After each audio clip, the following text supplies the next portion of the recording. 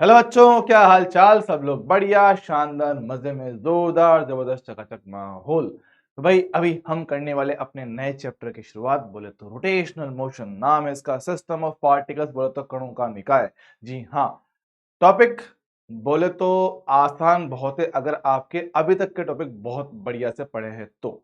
अगर आपने अभी तक kinematics, NLM, work energy power, अगर आपने ये तीन टॉपिक बहुत तमीज से पढ़े ना, बहुत तमीज से, और सर्कुलर मोशन, थोड़ा सा सर्कुलर मोशन, अगर आपने भाई वो चीज बहुत प्यार से, बहुत तमीज से पढ़ी, तो भाई इसमें मैं कह रहा हूँ, गारंटी बोल रहा हूँ, कोई दिक्कत ही नहीं आएगी, पक्की बात है।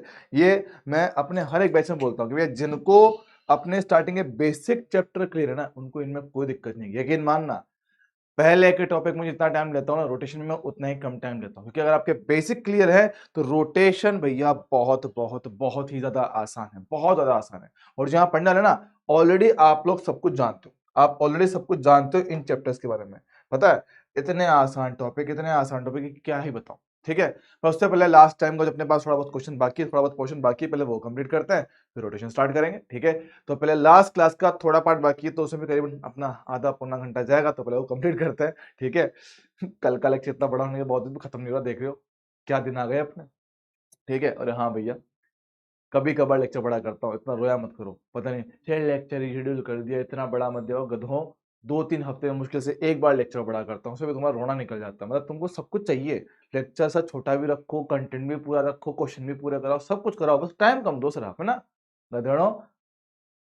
पढ़ लो, पढ़ लो, थोड़ा सा पढ़ लो। नॉर्मल चीज नहीं है बालक, बात समझो कि अगर कुछ नया, कुछ बड़ा चाहिए ना लाइफ में, कुछ तुम अगर कंपटीशन में उतरे हो, तो भाई कंपटीशन के साथ मेहनत करना सीखो।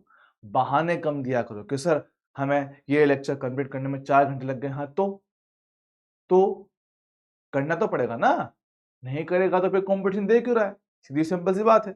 अगर तुझे लेक्चर नहीं देखना है पूरा, तो कंपटीशन दे क्यों रहा है? कंपटीशन में आया क्यों है? बेकार में अपना टाइम खराब कर रहा है, टाइम खराब कर रहा है, पैसा खराब कर रहा है बेकार में, है ना, अपना दिमाग भी खराब कर रहा है। तो भाई अगर कंपटीशन में आया है तो कंपटीशन के हिसाब से सोचो, है ना, कि भैया कंपटीशन में है तो भैया इसके हिसाब से पढ़ना पड़ेगा। अच्छा, तो तुम बहुत चिल्लाते हो कि सर हमें इंग्लिश मीडियम वालों की तरह ये नहीं मिल रहा, वो नहीं मिल रहा, हमें ये नहीं मिलता, हमें टीचर्स नहीं मिल रहे, हमें ये नहीं मिल रहा, हमें टेस्ट सीरीज नहीं मिल रही, हमारा बैच लाइव नहीं आ रहा, हमारा बैच रिकॉर्डिंग आ रहा है, हमें टेस्ट सीरीज कम मिल रही है। सारी सारी बकलोली कर लोगे तुम, इसमें सारी बकलोली कर लोगे, है ना, कि सर हमें ये नहीं मिल रहा इंग्लिश मीडियम की तरह। पर भाई इंग्लिश मीडियम वालों की तरह कभी तुम पढ़ के तो देखो पहले। पता है, कभी कभार उनका रिकॉर्डिंग में 4 घंटे का लेक्चर डलता है, 4 घंटे का, और वो पढ़ते हैं, वो पढ़ते हैं, सुकून से पढ़ते हैं। बहाने नहीं मारते कि सर ये तो सर 4 घंटे का लेक्चर है, 2.5 घंटे लेक्चर से कैसे कंप्लीट करेंगे। ये हरकतें छोड़ दो दोस्तों, ये हरकतें छोड़ दो। अगर सच में तुम्हें एग्जाम क्लियर करना है, एग्जाम देना है, तो बहाने देना बंद करो। सर लेक्चर बड़ा है तो कोई बात नहीं, कंप्लीट करो उस चीज को, उसको चैलेंज की तरह लो, सर कंप्लीट करना है। मैं तो क्या बोल रहा हूँ, अगर तुमने कल का लेक्चर 4 घंटे में कंप्लीट कर लिया है, बहुत बढ़िया है, इससे बढ़िया कुछ हो ही नहीं सकता। क्योंकि भैया ऑलमोस्ट 3 घंटे का लेक्चर है वो, ऑलमोस्ट 3 घंटे का लेक्चर अगर तुमने 4 घंटे में पूरा कर लिया तो भैया बहुत बढ़िया है ये तो। मैं बल्कि सोच रहा था कि बच्चों को 5-5 घंटे लग जाएंगे कंप्लीट करने में। मैं सोच रहा था कि भाई बच्चों को 5 घंटे लग जाएंगे, पर अगर तुमने फिर भी 4 में कर लिया, अरे बहुत बढ़िया है ये तो, शानदार चीज है ना। क्योंकि अगर तुम लास्ट ईयर हो तो लास्ट ईयर में थोड़ा सा फास्ट पढ़ाया था, है ना, फास्ट पढ़ाया था तो कम लेक्चर में ज्यादा कंटेंट मेरा हो जा रहा था। लेकिन इस बार थोड़ा सा स्लो पढ़ा रहा हूँ, ताकि बच्चे सीधा आराम से पकड़ पाए, समझ पाए, तो ज्यादा दिक्कत ना आए। ठीक है, पर चिंता ना कर, सिलेबस मेरा फिर भी टाइम से खत्म होगा, सिलेबस मेरा फिर भी टाइम से ही खत्म होगा। ठीक है, इसमें वो दिक्कत आएगी ही नहीं आपको। तो भैया थोड़ा सा बस फोकस रखना, और ये मत सोचो कि सर लेक्चर बड़ा आ रहा है, हम थक जा रहे हैं, हम ये कर जा रहे हैं, भाई ये तो होगा ही ना। अगर तुम कंफर्ट ढूंढ रहे हो, याद रखना, कंफर्ट रहते हुए कभी भी लाइफ में कुछ बड़ा अचीव नहीं कर सकते हो। अपने कंफर्ट जोन से बाहर आओ, अपना, जहां तुम शांति सुकून से बैठो ना, वो बोलते ना, शांति सुकून से बैठे बैठे काम करके तुम कभी कुछ बड़ा नहीं पा सकते हो। आपको अपने घर से बाहर निकलना पड़ेगा, घर में बैठे बैठे आपको सिर्फ रोटी मिल पाएगी। अगर कुछ अच्छा खाना है भैया, कि बर्गर पिज्जा खाना, तो भाई घर से बाहर निकलना ही पड़ेगा। ठीक है, तो भैया याद रखो कि कंफर्ट जोन से बाहर आओ, कंफर्टेबल रह के आप कभी भी लाइफ में कुछ एक्स्ट्रा ऑर्डिनरी अचीव नहीं कर सकते हो, पॉसिबल ही नहीं है। ठीक है, तो कंफर्ट जोन से बाहर आओ, कि ये मत सोचो कि सर मैं तो थक गया आज, तो तो थकता तो मैं भी रोज हूं। मैं कल रात को सोया हूं 2 बजे, फिर भी सुबह की क्लास ले रहा हूं यहाँ पे। बताओ, सिर्फ बहाना है, सिर्फ और सिर्फ बहाना है। तो भैया पढ़ना है तो सिर्फ पढ़ना है, चाहे जो हो जाए। सर थक गया, कोई बात नहीं, तो भी पढ़ना है। सर बहुत थक गया, दिमाग काम नहीं रहा, कोई बात नहीं, रेस्ट ले ले, रेस्ट लेके दोबारा पढ़ ले, कोई बड़ी बात नहीं है। बच्चे बोला कि सर एक पॉइंट के बाद ना हमें चीजें समझ में नहीं आती है, क्योंकि तुम्हारा मन नहीं होता है। हमारा मन क्या होता है, हम पढ़ते टाइम, हमारी एक गंदी आदत है, हम पढ़ते टाइम घड़ी देखते हैं, बहुत ज्यादा टाइम देखते हैं कि भाई उत्तरी आज तुमने 3 घंटे लगातार पढ़ लिया, ओए होए होए होए, आज तो भाई साहब गजब काम कर दिया, अब किताब बंद कर दो। ऐसे कौन करता है भाई? पढ़ाई का सही तरीका क्या है भैया? टॉपिक उठाया, खत्म करूं, जब तक वो खत्म नहीं होगा तब तक उठूंगा नहीं, काम ही खत्म। जब तक ये पूरा टॉपिक खत्म नहीं होगा तब तक टाइम देखना ही नहीं है, मोबाइल साइड में पटक दो, मोबाइल साइड में कर दो, घड़ी बंद कर दो, बस पढ़ते रहो शांति से। यही काम होना चाहिए। अगर तुम पेज गिन गिन के या टाइम देख देख के पढ़ो तो उसे पढ़ना नहीं बोलते, उसे टाइम पास करना बोलते हैं, उसे घंटे गिनना बोलते हैं। भाई हम पढ़ाई नहीं कर रहे हैं, याद रखो कि सर हम पढ़ने बैठे 10 मिनट हुए फिर गिन रहे भाई 1 2 3 4 5 6 पेज बाकी हैं, तो है ना, फिर पढ़े बैठे, फिर 10 मिनट हुए, ओ 1 2 3 4 4 पेज बाकी हैं। ऐसे में पढ़ाई नहीं होती, पढ़ाई ऐसे होती नहीं। आपको लगातार बैठ के कंटिन्यूस पढ़ना पड़ेगा, है ना, बिना टाइम देखे, बिना पेज गिने। हम क्या करते हैं, पढ़े 1.5 घंटा हो गया, अरे यार 1.5 घंटा हो गया, अब तो थक गया, थोड़ा आराम कर लेता हूँ, 15 मिनट सो लेता हूँ मैं, ना फिर उठ के पढ़ लूंगा। ऐसा नहीं होता भाई पढ़ाई, ऐसे पढ़ाई नहीं होती है भैया। डेडिकेशन चाहिए, डेडिकेशन चाहिए। जब तक तुम्हारी लाइफ में किसी चीज को करने का डेडिकेशन नहीं होगा ना, तुम कुछ नहीं कर सकते हो। याद रखना, एग्जाम क्लियर करने के लिए मेरे पास तो बस सिर्फ 2 ही फंडे, 2 ही चीजें चाहिए तुम्हें, मेरे हिसाब से, है ना। मेरे हिसाब से एग्जाम क्लियर करने के लिए 2 चीजें चाहिए, डी और डी। डी और डी, डी बोला तो डेडिकेशन और डी बोला तो डिसिप्लिन। ठीक है, पहले तो भैया डेडिकेशन कि भैया मुझे अपना काम करना है, उसके लिए मुझे मतलब छोड़ना नहीं, चाहे जो हो जाए। और दूसरा डिसिप्लिन कि भैया मेरा रोज का डेली का रूटीन सेट है कि भैया मुझे ये करना है तो करना है, चाहे जो हो जाए। ठीक है, अगर किसी किसी रीजन से मान लो मेरा जो रोज का रूटीन थोड़ा सा डिस्टर्ब हो गया, तो उसको कहीं ना कहीं इसको एडजस्ट कर, एक रूटीन सेट कर लो कि भैया रोज सुबह 5 बजे उठ के पढ़ने बैठना है, फिर इतनी देर पढ़ना है, फिर यहाँ से यहाँ तक क्लास लेनी है, फिर यहाँ से यहाँ मुझे रिवीजन करना है, क्वेश्चन प्रैक्टिस करनी है, टेस्ट पेपर एनालाइज करना है। ये सारे काम आपको अपने लाइफ में सेट करने पड़ेंगे। और इस डिसिप्लिन वाले फैक्टर में पता है हर एक चीज आती है, पढ़ाई भी आती है, एक्सरसाइज भी आती है, घूमना फिरना भी आता है, खेलना कूदने भी आता है। वो टाइम आपको मैनेज करना आना चाहिए। भाई सबके पास लाइफ में 24 आवर्स ही तो हैं, इतने तो टाइम है सबके पास। और तुम मुझे बताओ, तुम तो साले पढ़ रहे हो, तुम तो साले पढ़ रहे हो, जो बड़ी बड़ी कंपनीज के ओनर हैं, है ना, माइक्रोसॉफ्ट हो गया, फेसबुक हो गया, इंस्टाग्राम हो गया, इनके जो ओनर साले वो खुद साले सुबह 4 बजे उठते हैं, सुबह 4 बजे 5 बजे उठते हैं, एक्सरसाइज करते हैं, उसके बाद अपना काम करने बैठते हैं, दिन भर काम करते हैं, शाम को आके फिर थोड़ा खा पी के फिर थोड़े बहुत एक्सरसाइज करते हैं, कुछ खेल कूद लेते हैं। तो भैया वो जब वो इस 24 घंटे में इतना सारा काम कर ले रहे हैं, तुम्हें तो बस पढ़ना है, बिना लायकों सिर्फ पढ़ना है। और ये भी नहीं कि भाई पढ़ना बहुत मुश्किल, बहुत आसान काम है, आसान तो नहीं, मुश्किल काम है। क्योंकि अगर आसान होता तो भाई कोचिंग में एडमिशन लेने वाला हर एक बच्चा नीट क्रैक कर लेता। आसान तो नहीं, आसान क्यों नहीं है? ये आसान इसलिए नहीं है क्योंकि भैया एग्जाम के लिए अपने आप को लगाए रखना, पूरे साल भर अपने आप को मोटिवेट रखना हर किसी के बस की बात नहीं। क्या होता है हर 2 दिन में सर, क्या होता है, डीमोटिवेट हो जाते हैं, डिप्रेशन आता है, सर क्या करे कैसे करे। याद रख मेरे भाई, ये डीमोटिवेशन तुम्हें हर 2 दिन में आएगा, हर 2 3 दिन में आएगा। और नहीं आएगा तो घर पे कोई नालायक आएगा, वो सुना के जाएगा, बेटा पढ़ाई कैसी चल रही है, उस लड़की के तो इतने नंबर आ रहे हैं, तुम्हारे नंबर कितने आ रहे हैं, कोई ना कोई आ ही जाता है घर पे सुनाने के लिए। तो घर पे कोई ना कोई आता रहेगा, तुम हर 2 दिन में डीमोटिवेट होते रहोगे। लेकिन भैया उस डीमोटिवेशन से खुद को बाहर निकालना आपकी जिम्मेदारी है। आपको हर दिन कोई ना कोई उठाने के लिए नहीं आएगा, आपको रोज कोई ना कोई उठाने के लिए, कोई ना कोई मोटिवेट करने के लिए नहीं आएगा। रात को सर 2 बजे डिप्रेशन आ रहा है, रात को 2 बजे मैं तुझे कॉल करूंगा? नहीं, तुझे अपने आप को उठाना पड़ेगा। जो आदमी खुद उठना जानता है वो लाइफ में सक्सेसफुल जरूर बनता है। तो खुद उठना सीखो, जब ये सीखोगे तभी जाके लाइफ में कुछ कर पाओगे। ठीक है, चलो। हाँ, तो भैया लास्ट टाइम आपने कुछ पढ़ा था, ठीक है, और एक क्वेश्चन अपना होमवर्क में बाकी रह गया था, मैंने ध्यान नहीं दिया। अपना क्वेश्चन बाकी था होमवर्क का, देखना। तेरे पास क्या 2 गोलाकार वस्तु है, ठीक सर, हमने पढ़ रखा है, द्रव्यमान m और 5 mm, ठीक सर। त्रिज्या से कितनी r और 2r है, इनके केंद्रों की सर बीच की दूरी कितनी है, 12r रखते हुए इन्हें मुक्त आकाश में स्वतंत्र रूप से स्वतंत्र कर दिया गया। यदि ये एक दूसरे को केवल गुरुत्वाकर्षण बल के द्वारा आकर्षित करे तो संघट्ट से पूर्व छोटी वस्तु द्वारा तय की गई दूरी क्या होगी? देखना, आसान सवाल है, आसान सवाल है, बस कॉन्सेप्ट थोड़ा अलग है। ऐसे सवाल आपने मतलब किए नहीं है तो थोड़ा अजीब लग सकता है। एक वस्तु ये रही, ठीक सर, और ऐसे मेरे पास एक वस्तु यहाँ पर देखना, ठीक है, यहाँ पर है, और इनके बीच की जो दूरी आपको फिलहाल इसने कितनी 12 आर दे रखी है। लो भैया 12 आर दे रखी है, लो भैया, ठीक है, कितना है 12 आर मेरे को दे रखा है। अब क्या हुआ सर, ये परस्पर गुरुत्वाकर्षण बल के कारण एक दूसरे के नजदीक आके चिपक गए सर, ठीक है, लो भैया ये वस्तु, ये लो, तो ये आपस में आके चिपक गए, ठीक सर, चलेगा। और अब इनके केंद्र के बीच की सर दूरी कितना बनेगा? ओहो, अब इनके केंद्र के बीच की दूरी बात करें सर, एक की त्रिज्या आर, एक की 2r, देखना भैया ये वाली सर दूरी कितना r, ये कितना 2r, तो भैया यहां से लेकर यहां तक की जो कुल दूरी आएगी वो कितना मेरे पास हो गया? वो आएगा 3r बनेगा, चलेगा क्या? हाँ जी सर, r और 2r कितना 3r मेरे पास हो जाएगा सर, ठीक है, चलेगा। अब देखना सर, पहले दूरी था 12r, ठीक सर, इसका द्रव्यमान कितना है? इसका द्रव्यमान से m, इसका कितना 5 है, ये ठीक, अब चलेगा। बात समझना, तो हुआ क्या है, हमने क्या कोई बाहर से बल लगाया? नहीं सर, हमने बाहर से कोई बल नहीं लगाया। अगर आपने बल नहीं लगाया तो एक द्रव्यमान केंद्र में कोई विस्थापन नहीं आएगा, सही बात है क्या? हाँ सर, जब आपने कोई बल नहीं लगाया है तो द्रव्यमान केंद्र की स्थिति नहीं बदलेगी, तो डेल्टा एक्स कितना आएगा? 0 आएगा। जी हाँ सर, हम लोगों ने पढ़ रखा है डेल्टा एक्स CM कितना आएगा? 0 आया, क्योंकि भैया आपने बाहर से कोई बल नहीं दिया है। बल नहीं दिया तो भैया हमने पढ़ रखा कि अगर एक द्रव्यमान लेफ्ट में जाएगा तो दूसरा वाला पक्का उसके राइट में जाएगा। सब बात तो करेक्ट। तो देखो भैया हुआ क्या है सर, पहला वाला ब्लॉक यहां से लेकर यहां तक चला गया, ये वाला यहां से लेकर यहां तक चला गया। जरा देखना, पहले इनके बीच की दूरी 12 आर थी, अभी 3 आर है, तो दोनों मिलके कितना चले सर? 9 आर।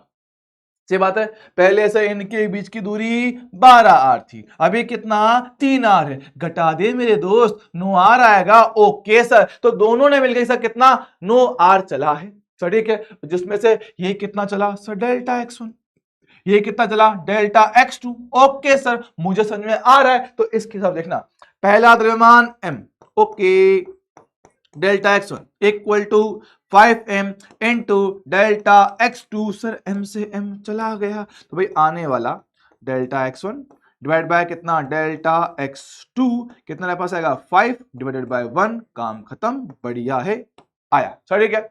समझ, इनका अनुपात मिल गया। उसने पूछा क्या? उसने पूछा कि छोटी वाली वस्तु मतलब कि ये कितना चल रही, मतलब कि डेल्टा x1 का मान हमसे पूछा गया है। देखो भैया डेल्टा x1 निकालो,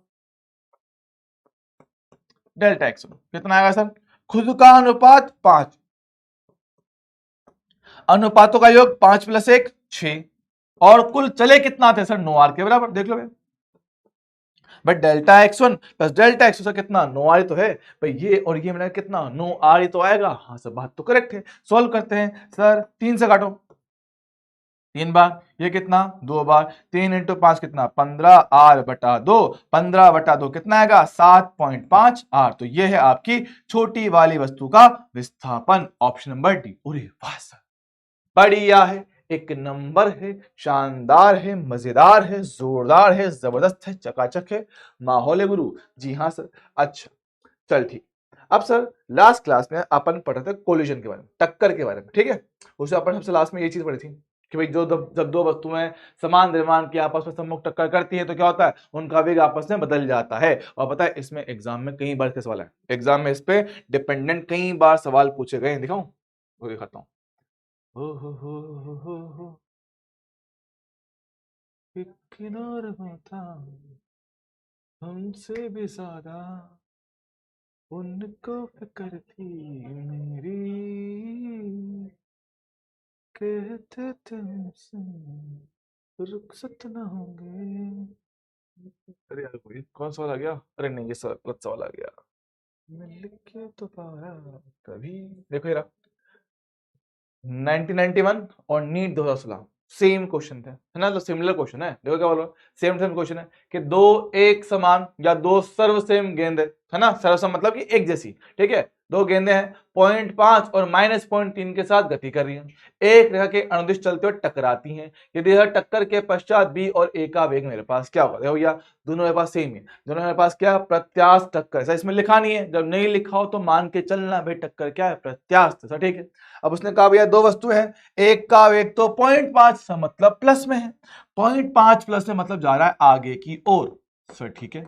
सर दूसरी गेंद माइनस का 0.3 सर मतलब माइनस मतलब -x। सर ठीक है। तो दूसरी वाली गेंद सर कहां आ रही है? पीछे आ रही है। लो भैया सर दूसरी वाली गेंद आ रही है पीछे, कितना? 0.3 के साथ। अब बोला क्या है? दोनों गेंदें एक जैसी है, समान द्रव्यमान की है। तो ठीक सर, अगर दोनों का द्रव्यमान सेम टू सेम है तो भैया टकराने के बाद इनके वेग आपस में बदल जाएंगे। सर ये वाला इसको मिल जाएगा, ये वाला इसको मिल जाएगा। समझ ठीक है। तो ये रहा ए को मिल जाएगा ये वाला वेग कितना? 0.3 और बी को मिल जाएगा वो वाला वेग कितना? 0.5। तो देख लो भैया, अब ए का वेग माइनस में 0.3, बी का वेग प्लस में 0.5 है। तो देख लो क्या आंसर बनेगा? ए और बी का वेग सर ए का है माइनस का 0.3, बी का है प्लस का 0.5। Option number B same to same question repeat हुआ था। देख लो। हाँ जी सर, बात तो एकदम करेक्ट है, ये सेम टू सेम क्वेश्चन आपका एग्जाम में रिपीट हुआ है। ठीक सर। अच्छा सर, अब आपने लास्ट टाइम से कुछ चीजें बताई थी। सर क्या बताई थी? वेग के बारे में, है ना? हमने से कुछ सिंपल से फॉर्मूले पढ़े थे वेग को लेकर, याद करेंगे। सर टक्कर के बाद आने वाला अंतिम वेग v1, याद है क्या? हमने लिखा था m1 minus e times of m2 divide में कितना? m1 प्लस m2, ये कितना? u1 है, प्लस 1 माइनस e, कितना मेरे पास आएगा? m2 u2 डिवाइड में कितना? m1 plus m2। चलेगा क्या? जी हाँ सर। सेम तरीके से हमने क्या पढ़ा था? v2 पढ़ा था। सर v2 कितना मेरे पास आएगा? v2 हमने लिखा था कितना? कहाँ गया? ये रहा m2 minus e times of m1 upon m1 plus m2। Formula भाई थोड़ा बड़ा है, बस को याद ही रखना है, ठीक है। u2 यहाँ पे कितना?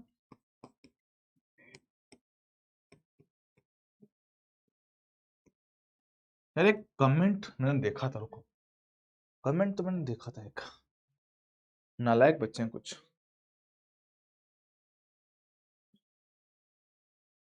वैसे काफी बच्चे खुश भी थे कि सर आपने लेक्चर बड़ा किया, अच्छा लगा। बस इनके लिए पढ़ाता हूँ मैं, तो मुझे बड़ा मजा आता है जब बच्चे खुश होते हैं तो। ओ अब तो गहरों से मेरा पूछा जाता है। ये देखो,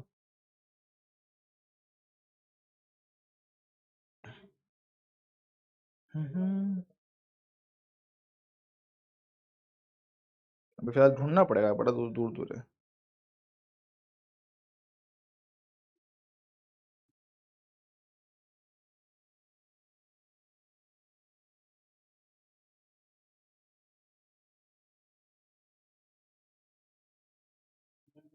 हम्म,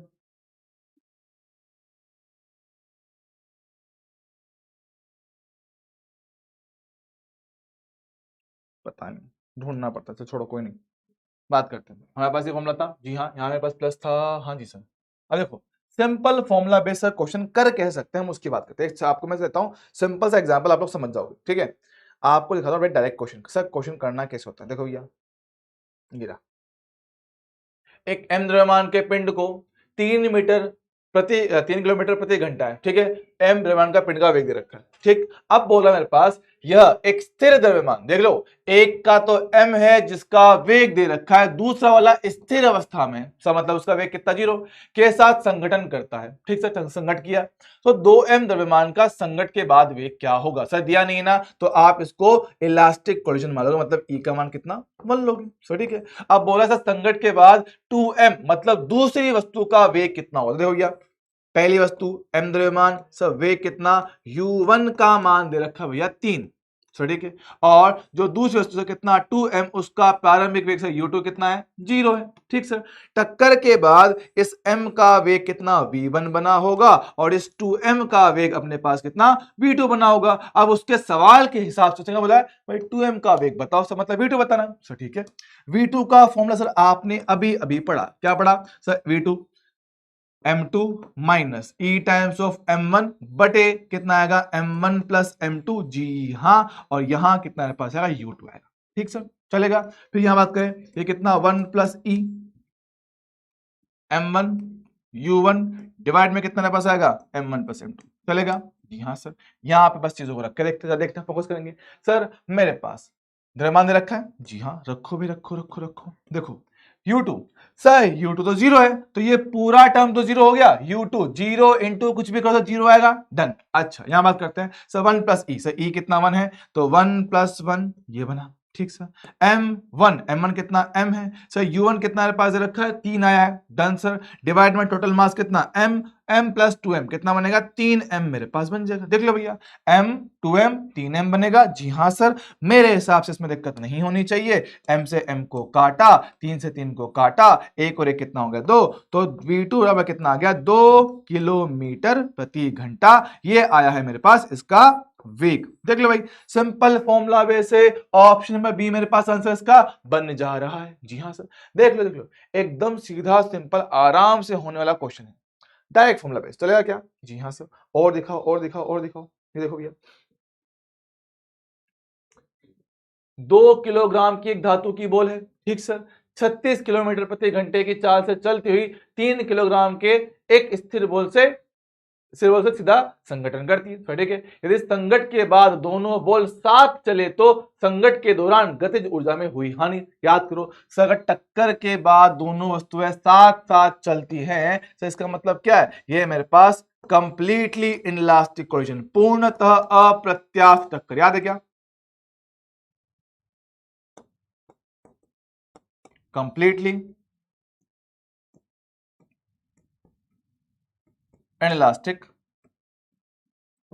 कोलिजन, बोलो तो पूर्णतः अप्रत्यास्थ, मतलब सर जिसके लिए ई का मान कितना 0 था। हाँ सर, और इसलिए आपसे पूछा वो ऊर्जा की हानि। याद करो याद करो याद करो, क्या हमने ऊर्जा में होने वाली हानि का जो सूत्र पढ़ा है पिछली क्लास में, कितना लिखवाया था सर 1/2 कितना m1 m2 डिवाइड में कितना m1 प्लस m2, जी हाँ जी हाँ जी हाँ, यहाँ पे कितना u1 माइनस u2 का होल स्क्वायर, ब्रैकेट में कितना 1 प्लस ई का होल स्क्वायर। यही था ना फॉर्मूला। एक मैं क्रॉस चेक कर रहा हूँ, मैं फॉर्मूला थोड़ा भूल जाता हूँ आजकल, थोड़ी मेरी याददाश्त थोड़ी खराब हो चुकी है, तो मुझे चेक करना पड़ता है दोस्तों, है ना, चेक करना पड़ता है।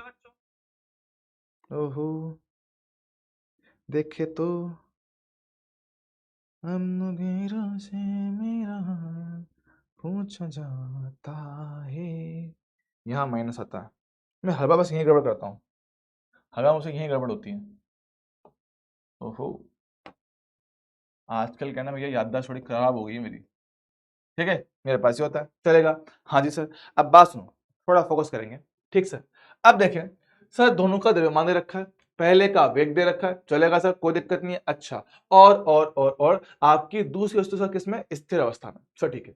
सर एक काम करते हैं, उनको चेंज कर लेते हैं, 36 किलोमीटर पर आवर को बदल लो, सर ठीक है, बदलते हैं भैया। इसका मान कितना आएगा सर, इसको चेंज करते हैं सर, किलोमीटर प्रति घंटे को मीटर प्रति सेकंड में बदलने के लिए 5/18 से गुणा करते हैं, 18 से काटा 2 बार, कितना मेरे पास आएगा 10 मीटर पर सेकंड। जी हाँ सर, सारा मान इसमें रखो, कितना आएगा देखो 1/2।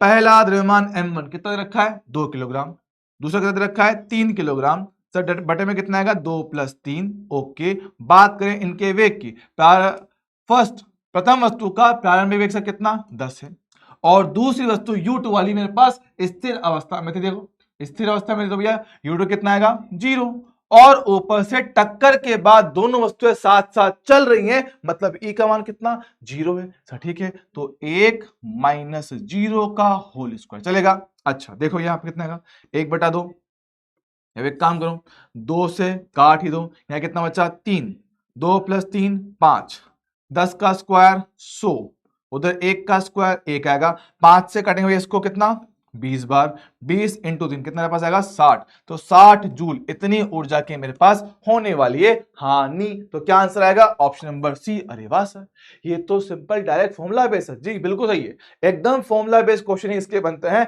कोई बहुत खतरनाक चीज इसमें नहीं आती, ठीक है। लो भैया खतरनाक थोड़ा देख लेते हैं, एक आध एक सवाल खतरनाक में दे रखा है। अचर वेग u है ना, अचर वेग u से गतिमान m द्रव्यमान का एक गोला उसी द्रव्यमान के स्थिर गोले से टकराता है। यदि प्रत्यावर्तन गुणांक E हो तो टक्कर के पश्चात दोनों का वेग क्या होगा, देख लो भैया। सर पहली वस्तु आई वेग u1 के साथ, दूसरी वाली सर किसमें थी, स्थिर अवस्था में थी। मतलब कितना, यहां से u2 हो गया 0। अब टक्कर के बाद वो उनके अंतिम वेग v1 और v2 का अनुपात आपसे पूछ रहा है। सर कोई बात नहीं, लगाते हैं फॉर्मूला। देखो भैया v1 कितना था, तो v1 था m1 minus E into m2 बटे में से कितना मेरे पास आएगा m1 प्लस m2। ये कितना मेरे पास आएगा u1 प्लस 1 1 1 1 क्या था, माइनस था प्लस था, 1 प्लस ई m2 u2 डिवाइड में कितना m1 प्लस m2। चलेगा जी हाँ सर। बात करें यहाँ पे v2, रुको रुको, सही था ना, हाँ ठीक है। कितना मेरे पास आएगा m2 माइनस ई, प्रेस को रख देते हैं ना, प्रेस को सोल्व कर लेते हैं, प्रेस को सोल्व कर लेते हैं। देखो भैया इसमें माना था, देखो v1 कितना आएगा, v1 का मान पहला द्रव्यमान m, E का मान कितना भैया अपने पास E बोल रखा है, ठीक सर। और m2 भी कितना सर m ही आएगा, m प्लस m डिवाइड में कितना 2m बनेगा। और पहली वस्तु का सर वेग कितना u अपने को बोला गया, ठीक। और दूसरी वस्तु का सर वेग प्रारंभिक u2 कितना है 0, u2 कितना मेरे पास है 0, तो यहां रखूंगा। 0 से किसी को भी गुणा करो 0 ही मेरे पास आएगा सर, ठीक है चलेगा। अच्छा क्या हम लोग m काट सकते हैं क्या, m कॉमन लेके काट दिया तो 1 माइनस ई बटा 2 बचा हुआ सर, ठीक है। तो 1 माइनस का ई बटे 2 इंटू कितना यू, ये बचा मेरे पास v1 का मान सर, ठीक है। सेम तरीके से मेरे पास सर फॉर्मूला होगा v2 का भी, बिल्कुल सही बात। सेम देखो यहाँ 1 था तो यहाँ पे 1 आया था, यहाँ 2 है तो पहले यहाँ पे m2 आएगा माइनस ई इंटू पहला वाला द्रव्यमान m1 बटे में कुल द्रव्यमान m1 plus m2। Simple formula base है दोस्तों, देख लो आराम से। ये कितना आएगा u2 आएगा जी सर, यहाँ कितना आएगा 1 प्लस ई m1 इंटू u1 डिवाइड में कितना आएगा m1 प्लस m2। सर आराम से देखेंगे, फोकस करके सुकून से शांति से मजेदार। देखो भैया मेरे पास सर u2 कितना है, सर u2 0 है, u2 में पास कितना 0, अगर u2 0 तो भाई ये भी 0 है, 0 इंटू कुछ भी करो 0 ही आएगा। तो ये मेरे पास आने वाले v2 का मान ये तो हो गया 0। वहां जाएंगे सर कितना 1 प्लस ई, द्रव्यमान कितना है m, वेग कितना है u डिवाइड में m प्लस m कितना 2m मेरे पास बन जाएगा। तो एक m से एक m काट दिया, कितना मेरे पास आ रहा है 1 plus E divide by 2 into you. पूछ रहे हैं कि भैया मेरे पास इनके वेगों का अनुपात क्या होगा। देखो भैया v1 बटा v2 पूछा है जी हाँ सर। ये कितना था, सही आता है 1 minus E divide by 2 into you था जी हाँ सर। ये कितना आया है, ये आया 1 plus E divided by 2 into you आया जी हाँ सर। फोकस करो फोकस करो, यू यू चला गया, टू टू चला गया, क्या बचा ऊपर बचा है 1 माइनस ई और यहां बचा है 1 प्लस ई। इनका अनुपात मेरे पास ये आ रहा है। कौन सा ऑप्शन बनेगा सर, पहला वाला। अरे हाँ सर, सिंपल फॉर्मूला बेस है, फॉर्मूला पता है तो हर एक क्वेश्चन बहुत आराम से हो जाएगा। और यकीन मानो ये बहुत प्यारा सवाल है, बहुत ही प्यारा सवाल है। मैं होता तो इस बार इसको एग्जाम में जरूर डालता, ठीक है चलेगा, हाँ जी सर चलेगा चलेगा, दौड़ेगा। यहां देखो मेरे दोस्तों, देखो देखो रबर की दो गेंद है, ठोस गेंद है ए और बी, जिनके द्रव्यमान 200 और 400 ग्राम दे रखे हैं, एक दूसरे के विपरीत दिशा में गतिशील हैं तथा ए का वेग 0.3 मीटर पर सेकंड है। तो संघट के पश्चात दोनों गेंद स्थिर हो जाती हैं, तो गेंद बी का वेग बताओ। सर संघट के बाद दोनों वस्तुएं स्थिर हो जाती, सर जरा सोचो कि सर मेरे को पहले का प्रारंभिक वेग पता है, देखो द्रव्यमान कितना 200 ग्राम, ठीक है, और वेग कितना रखा है इसका 0.3, ठीक।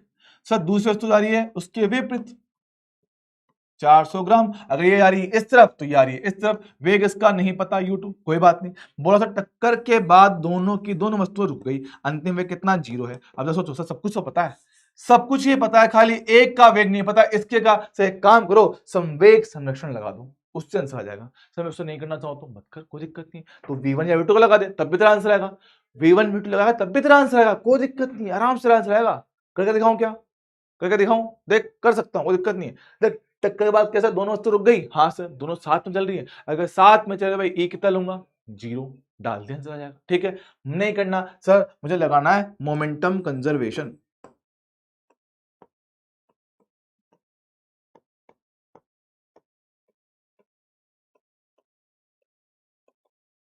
लो भैया मोमेंटम कंजर्वेशन करना है, तो ठीक है। सब प्रारंभ में m1 u1 m2u2 बराबर कितना आएगा, m1v1 प्लस m2v2। चलेगा जी हाँ सर चलेगा। बात करें सर पहला द्रव्यमान कितना 200 ग्राम, u1 कितना है सर, u1 मेरे पास रखा है 0.3, सर ठीक है। सर दूसरा द्रव्यमान कितना है 400 ग्राम, तो उसका वेग कितना u2 नहीं पता, लेकिन कहाँ माइनस में, तो ठीक है माइनस का u2 अपने लेते हैं, तो माइनस का u2 हमने ले लिया।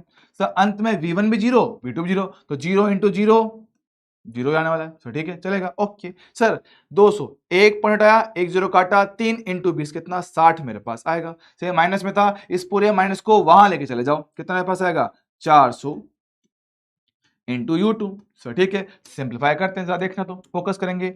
सर एक जीरो से एक जीरो काट दिया, सर ठीक है। 2 से काटेंगे 3 बार, 2 से कटेगा 20 बार, सर यहां लाके भाग देंगे। सर देखना क्या u2 का मान मेरे पास जो आ रहा है वो कितना 3/20 आएगा, सर ठीक है। सर देखो 3 में से भाग देंगे 2 का 1.5, सर बचे में कितना 10 बचा हुआ है, तो 1 पॉइंट और सरका दो, तो 0.15 मीटर पर सेकंड ये है मेरे पास वेग। दूसरी वस्तु का प्रारंभ में तो कितना 0.15 मीटर पर सेकंड, कहा उल्टी दिशा में है, तो बोल रहा है बी का वेग कितना माइनस का 0.15 मीटर पर सेकंड। मेरे हिसाब से इसमें दिक्कत वाली बात नहीं होनी चाहिए। क्लियर है क्या? जी हाँ सर बढ़िया बढ़िया एक नंबर। अच्छा अच्छा अच्छा सर थोड़ा आगे बढ़ाएंगे क्या? देखो भैया ये रहा सेम टाइप का क्वेश्चन भैया, दो वस्तुएं हैं ठीक है, लगातार गति करिए, बोल रहा है पूर्णतः प्रत्यास्थ टक्कर का मतलब ई का मान कितना एक आएगा। जी हाँ सर, तो सिंपल फॉर्मूला बेस है, ये क्वेश्चन आपके लिए होमवर्क है, आराम से इसको ट्राई कर लेना ठीक है। एक का वेग 15, एक का वेग 10, आराम से होना चाहिए क्वेश्चन ठीक है। चलेगा बढ़िया बढ़िया बढ़िया। आइए देखो पढ़ेंगे, दो पिंडों में प्रत्यास्थ टक्कर होती है तो निकाय की केवल गतिज ऊर्जा संरक्षित होती है, निकाय का केवल संवेग संरक्षित होता है, निकाय का संवेग और ऊर्जा दोनों ही संरक्षित होती है। हमने पढ़ रखा है ना, प्रत्यास्थ टक्कर हो अप्रत्यास्थ या पूर्णतः अप्रत्यास्थ हो ना, इलास्टिक हो इनइलास्टिक या कंप्लीटली इनइलास्टिक हो, तीनों ही कंडीशन में मेरे पास कुल संवेग क्या होता है संरक्षित होता है। सर क्यों? क्योंकि भैया आपने बार से कोई बल नहीं लगाया, जब बल नहीं लगाएंगे तो संवेग हमेशा क्या होगा संरक्षित ही रहेगा। सर ठीक है, मोमेंटम हमेशा कंजर्व रहेगा क्योंकि आपने बाहर से कोई फोर्स नहीं लगाया। सर बात करें ऊर्जा की, ऊर्जा की हानि किस में नहीं हुई थी सर इलास्टिक में। सर क्यों?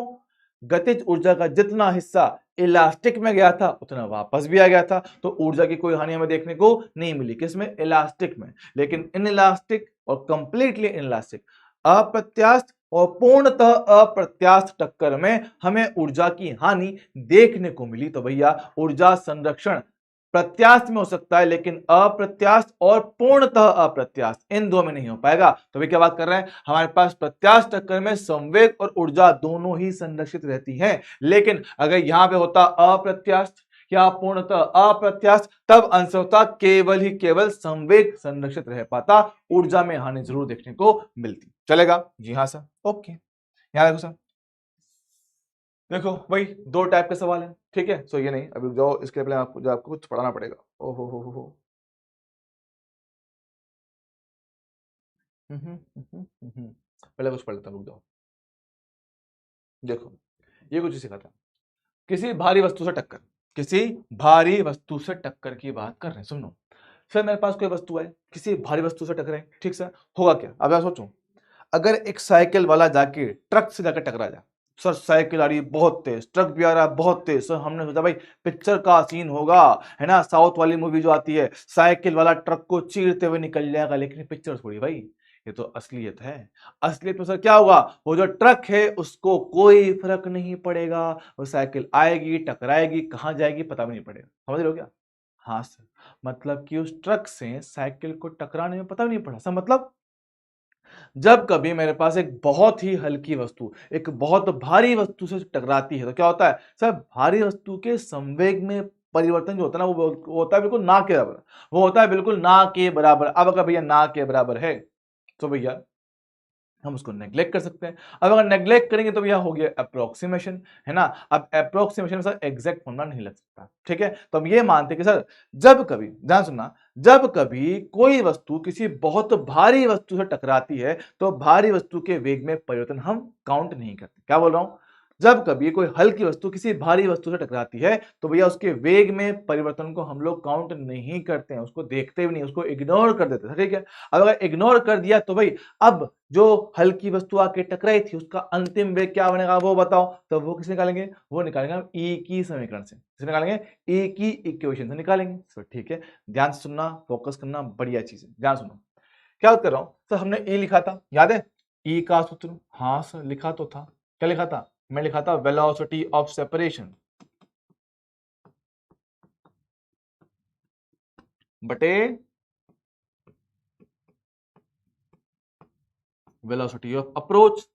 का मतलब दूर जाने का वेग और पास आने का वेग। अच्छा अच्छा अच्छा अच्छा, दूर जाने का सापेक्ष वेग, पास आने का सापेक्ष वेग। जी हाँ जी हाँ जी हाँ, आपको यही चीज छोटी सी इसमें देखनी है, सब बात चलेगा। अब मेरी बात सुनना, हम कोई चीज देखना है, सब बिल्कुल देखना है सर, समझ मैंने कहा था सेपरेशन कब होता है सर? टकराने के बाद।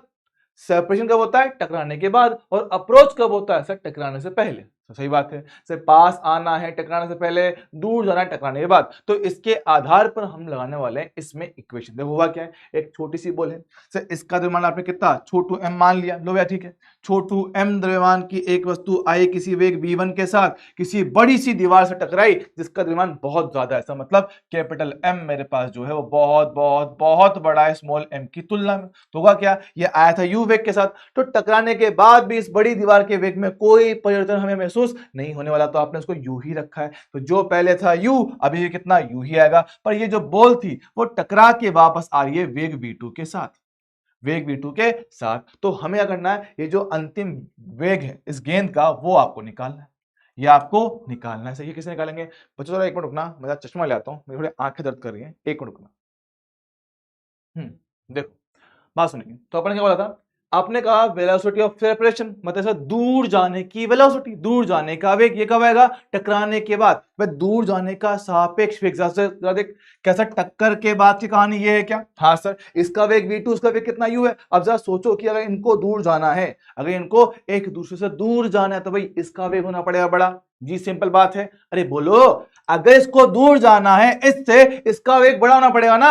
अरे हाँ सर, अगर बड़ा होना पड़ेगा हमें निकालना है सापेक्ष वेग। याद करो, जब कभी दो वस्तुएं समान दिशा में चल रही हो, क्या सापेक्ष वेग से निकालते हैं घटा के? ओहो हाँ सर, बात तो एकदम याद है। तो सोचो, तो यहां पे क्या आएगा, वेलोसिटी ऑफ सेपरेशन कितना आएगा सर? दूर जाने का वेग बड़ा वाला माइनस छोटा वाला। सर करेक्ट है क्या? हाँ सर। बात करें सर, टक्कर से पहले क्या एक दूसरे के पास पास आ रहे थे, तो भैया पास आने की वेग को क्या बोलते हैं? Velocity of approach. हाँ जी सर, चलेगा सर, पास आने का सापेक्ष वेग। अब जरा देख, तो ये भी पास जा रहा है, ये भी पास जा रहा है सर, दोनों मिलके एक दूसरे के नजदीक आ रहे हैं। सर बात तो करेक्ट है, दोनों मिलके एक दूसरे के नजदीक आ रहे हैं। अब सोच सर, हमें क्या निकालना है? सापेक्ष वेग।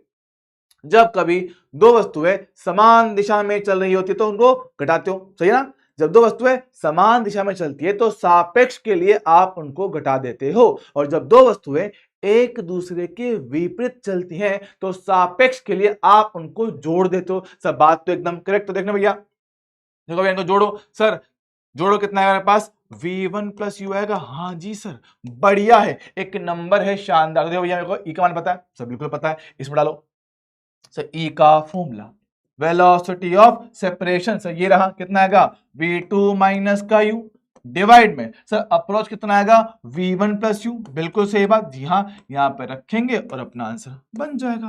बस यहाँ पे रखेंगे, e का मान क्वेश्चन में दिया हुआ होगा, अगर इलास्टिक कोलिजन तो e का मान 1, इन इलास्टिक तो वो खुद से देगा, और अगर मेरे पास कंप्लीटली इन इलास्टिक है, पूर्णतः अप्रत्याश टक्कर है, तो e का मान कितना? 0 डाल के अपना आंसर निकाल लेंगे। क्लियर है क्या? हाँ जी सर। सर सवाल कराओ तो थोड़ा माहौल बने। अरे सवाल देख ले मेरे दोस्त, परेशान क्यों रहा? देख ये रहा, क्या मेरे पास एक वस्तु है, लो लो लो लो लो, अरे लो जी लो, पढ़ो रे, क्या बोल रहा है? 6 मीटर पर सेकंड की क्षैतिज चाल से, 6 मीटर पर सेकंड की क्षैतिज चाल से गतिमान एक m द्रव्यमान का कण, ठीक है, एक m द्रव्यमान का कण है, उसी दिशा में 4 मीटर पर सेकंड की चाल से चल रहे कैपिटल m द्रव्यमान के भारी कण से संघटन करता है। ध्यान सुन लो भैया, 6 मीटर का क्या है? छोटा द्रव्यमान है भैया, 6 मीटर का छोटा द्रव्यमान। देखो m द्रव्यमान है, 6 मीटर पर सेकंड जा रहा है, आगे किसी भारी वस्तु से टकराया जिसका वेग कितना? 4 है। अब तुम्हें पता है कि सर टक्कर के बाद भी इस भारी वस्तु के वेग में कोई परिवर्तन नहीं आएगा, मतलब इसका अंतिम वेग आप कितना v मान रहे हो और इसके वेग में कोई बदलाव नहीं आएगा। ये v1 है जो आपको निकालना है और v2 तो सर सेम टू सेम चलेगा 4 के साथ। अच्छा सर ठीक है, समझ में आ रहा है बात। अच्छा अब अगर मेरी बात समझ रहे हो तो बोल रहा है कि टक्कर के पश्चात हमें क्या निकालना है, वेग निकालना है किसका, इसका। क्या बोल रहा है, जबकि संगत एक विमीय प्रत्यास्थ बोले तो ई का मान कितना, एक। तो खुद से बोल दिया इलास्टिक कोलिजन है, जी हां। से देखो ई का मान कितना है, हमने पढ़ रखा है वेलोसिटी ऑफ सेपरेशन, दूर जाने का वेग, दूर जाने का सापेक्ष वेग, और वेलोसिटी ऑफ अप्रोच बोले तो पास आने का सापेक्ष वेग, है ना सर। पास आने का सापेक्ष वेग, दूर कब जाएंगे, टक्कर के बाद, पास कब आएंगे, टक्कर से पहले। अच्छा मेरी बात सुनना सर, टक्कर से पहले की बात करो सर, इसका वेग 6, इसका वेग 4। सर जब दो वस्तुएं समान दिशा में चल रही होती हैं, क्या उनका सापेक्ष वेग निकालते हैं उनको घटा के, जी हां सर। तो बड़ा वैल्यू माइनस छोटा वैल्यू सर, ठीक है। तो भाई अप्रोच हुआ था टकराने से पहले, अप्रोच हुआ टकराने से पहले, तो भैया देखो बड़ा वाला मान माइनस छोटा वाला मान, सर चलेगा, बढ़िया आराम से हो गया। सापेक्ष वेग निकाला है, इनको घटा के 6 माइनस 4 सब बढ़िया हो गया। अच्छा ठीक है, बात करें वेलोसिटी ऑफ सेपरेशन, टक्कर के बाद दूर जा रहे हैं सर, टक्कर के बाद क्या, इसका वेग v1, इसका v2 है, इसमें कोई भी चेंज नहीं आया सर, ये मान पता नहीं। अब सोचो दूर कब जाएंगे सर, दूर तब जाएंगे जब वो वाला वेग बड़ा हो, ये वाला छोटा हो। सब बात तो करेक्ट है, ये वाला बड़ा हो, ये वाला छोटा हो। तो जरा सोचना, टक्कर के बाद हमें चाहिए सापेक्ष वेग, दोनों जा रहे समान दिशा में, सर कैसे आएगा, घटा के आएगा। तो बड़ा वाला मान 4 माइनस छोटा वाला v2। सर आपको कैसे पता कि 4 बड़ा होगा, अरे बोल रहा हूं ना गधे, टक्कर के बाद मेरे पास क्या सेपरेशन होता है, दूर जाती है वस्तुएं, तो दूर जाने के लिए पक्की बात इसका वेग ज्यादा ही होना पड़ेगा सर, ठीक है।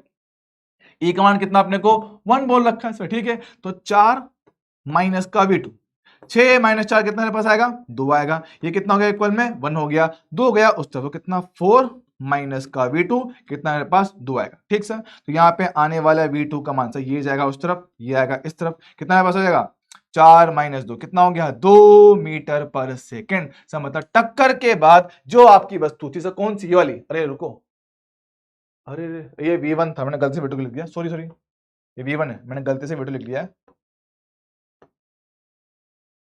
ये v1 है, ठीक है। कितना मेरे पास आया, 2 मीटर पर सेकेंड। सर किसमें आया, प्लस में आया। प्लस का मतलब क्या है कि समान दिशा में, तो प्लस में चल रहा है 2 मीटर पर सेकेंड की वेग के साथ। तो 2 मीटर पर सेकेंड कहां चल रहा है, ये मूल दिशा में, मूल दिशा में चल रहा है, ठीक है। मूल दिशा में चल रहा है सर, चलेगा चलेगा चलेगा, बढ़िया सर। देख लो डायरेक्ट फॉर्मूला बेस्ड था, कोई खतरनाक कॉन्सेप्ट नहीं था इसका। देखो देखो, अब देखो, अब कुछ और चीज मैं आपको बताने वाला हूं, थोड़ा फोकस करना, थोड़ी सी कॉम्प्लेक्स चीजें ध्यान देखना इसको, ठीक है। अभी मैं आपको इसमें से एक बार पढ़ाऊंगा, इसका एक पार्ट मैं अभी भी छोड़ूंगा, कौन सा, ऑब्लिक कोलिजन, वो मैं पढ़ाऊंगा नेक्स्ट टाइम, क्योंकि देखो ना एक साथ कोलिजन में पढ़ाना थोड़ा जान निकल जाती है ना, और तुम्हारा थोड़ा दिमाग भी खराब हो जाता है, तो एक साथ इसको नहीं पढ़ेंगे, टुकड़ों में पढ़ेंगे, ठीक है। हाँ बात समझते हैं, एक छोटा सा पार्ट है bouncing off ball, bouncing off ball, है ना, कि भाई कोई वस्तु है जो लगातार बाउंस कर रहा है। सर बाउंस कैसे कर रहा है, देखो समझाता हूँ, फोकस करिएगा दोस्तों, फोकस करिएगा दोस्तों। सर मेरे पास क्या ग्राउंड है, जी हाँ सर ग्राउंड है, जमीन है जमीन, आहा जमीन होगी सर, ओके सर, ओहो जमीन, जमीन है, ठीक सर। और आपके पास क्या, एक बॉल है, आपके पास क्या, एक बॉल है सर, ये बॉल है, आपने इसको किसी ऊंचाई से छोड़ा सर, ठीक है। ये आएगी जमीन पे टकराएगी सर, ठीक है। आया, देखो भैया देखना सर, आया जमीन पे टकराया, हो आएगा, आएगा, आएगा सर, जमीन पे टकराएगा सर, ठीक है। टकरा के जाएगा सर, ठीक है। तो वही बोल सर टकरा के वापस भी जाएगी, तो भैया यही बोल है, तो देख लो भैया ये बोल थी, ये बोल आया, टकरा के जाएगा, टकरा के जाएगा, फिर ऊपर भी जाएगा, सही बात है, पर सर अब ऊंचाई पहले से थोड़ी सी कम आएगी सर, ठीक है। फिर वही बोल मेरे पास वापस नीचे भी आएगी सर, ठीक है, नीचे आएगी, फिर वही बोल सर वापस मेरे पास ऊपर भी जाएगी, देखो भैया वापस ऊपर भी जाएगी, सो ऊपर जाएगी, अधिकतम ऊंचाई प्राप्त करेगी, लेकिन पहले से कुछ कम आएगी, पहले से कुछ कम आएगी सर, वही बोल मेरे पास वापस नीचे भी आएगी, अच्छा फिर टकराएगी, फिर जाएगी सर, ठीक है। तो यही काम मेरे पास लगातार चलता रहेगा सर, ठीक है। सुनना भी सर, फिलहाल तो सर डायग्राम कुछ पल्ले नहीं पड़ रहा, अबे पड़ेगा, अभी रुक जाओ, सर बॉल आई थी, सर आपने उसको ऊपर से छोड़ दिया, प्रारंभिक वेग कैसा कितना 0। अब सोचो कि सर ये h ऊंचाई गिरेगा, h ऊंचाई गिरने के बाद सर कुछ ना कुछ वेग तो उसने प्राप्त किया होगा, मान लो कितना भी है। ठीक सर, हमने पढ़ रखा है जब h ऊंचाई गिरते हैं जो वेग मुझे प्राप्त होता है वो कितना √2gh मेरे पास होता है। ठीक सर, चलेगा? हाँ सर। अब टकराने के बाद सर इसने कुछ वेग प्राप्त किया होगा, सर कितना v1। सर ठीक है, अब सर जब जब टक्कर होती है ना, जब जब टक्कर होती है, अगर टक्कर आपकी इलास्टिक है तो ऊर्जा की हानि नहीं होती, लेकिन सर अगर आपकी टक्कर अप्रत्यास्थ है तब तो ऊर्जा की हानि होगी। और उसके लिए एक छोटी सी चीज सीखते हैं, तो देखना, फोकस करना। मान लो सर मेरे पास क्या एक छोटी सी दीवार है, लो ये रहा दीवार मान लिया, मेरे पास एक बॉल आएगा। सर ठीक है, बॉल आके टकराया, टकरा के वापस जा भी रहा है, ओहो, टकरा के वापस जा भी रहा है, लो भैया, ओहो, देखो भैया आया था।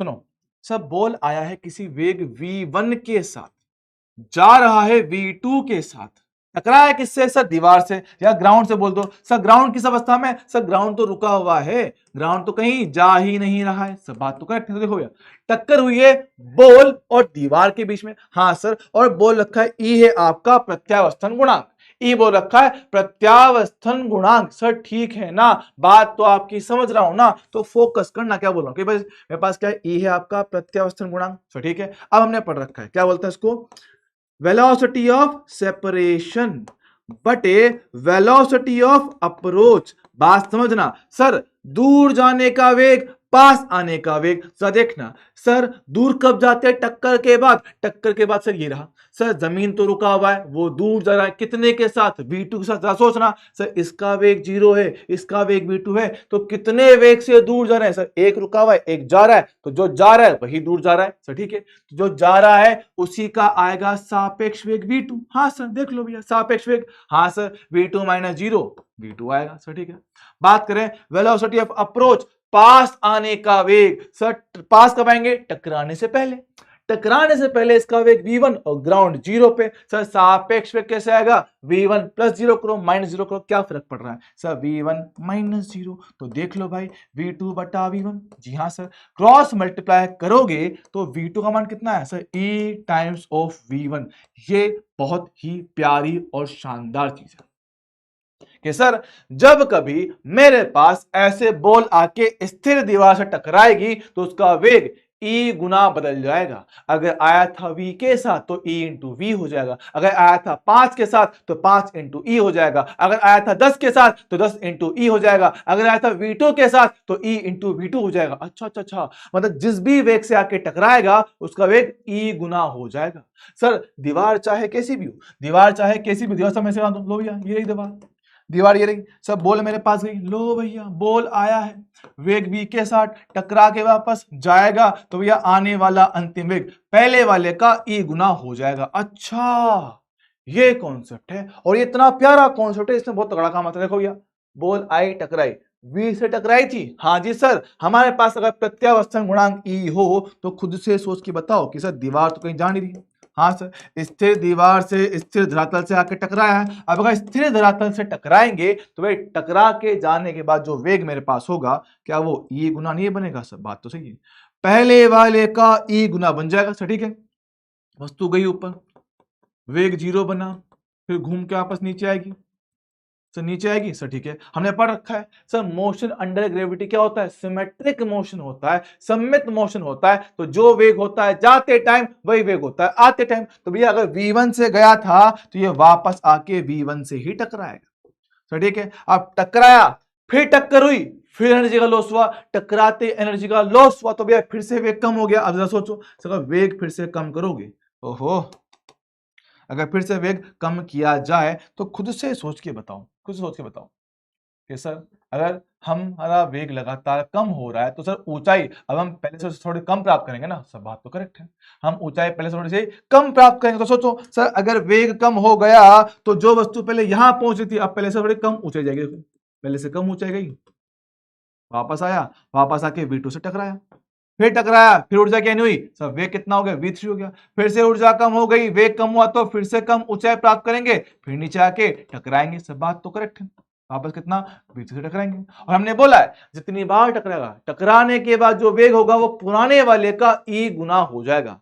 टकराने के बाद जो वेग आएगा वो पुराने वाले का e गुना हो जाएगा। तो देखो भैया v1 कितना था, e गुना v का। v1 कितना आएगा सर, v1 तो हो गया। बात करें सर v2, सर देखो टक्कर हुई यहाँ पे, तो टक्कर के बाद जो वेग है v2 पुराने वाले का e गुना, सर ठीक है e गुना कर दिया। सर यहां फिर टक्कर हुई तो v3 के पास जो वेग आएगा v3 वो पुराने वाले का v2 का e गुना हो जाएगा। अच्छा, तो हर बार ऐसे वेग आपका e से गुना होता चला जाएगा। तो बात समझना, सर पहला वेग जिससे टकराए थे √2gh हमने देखा।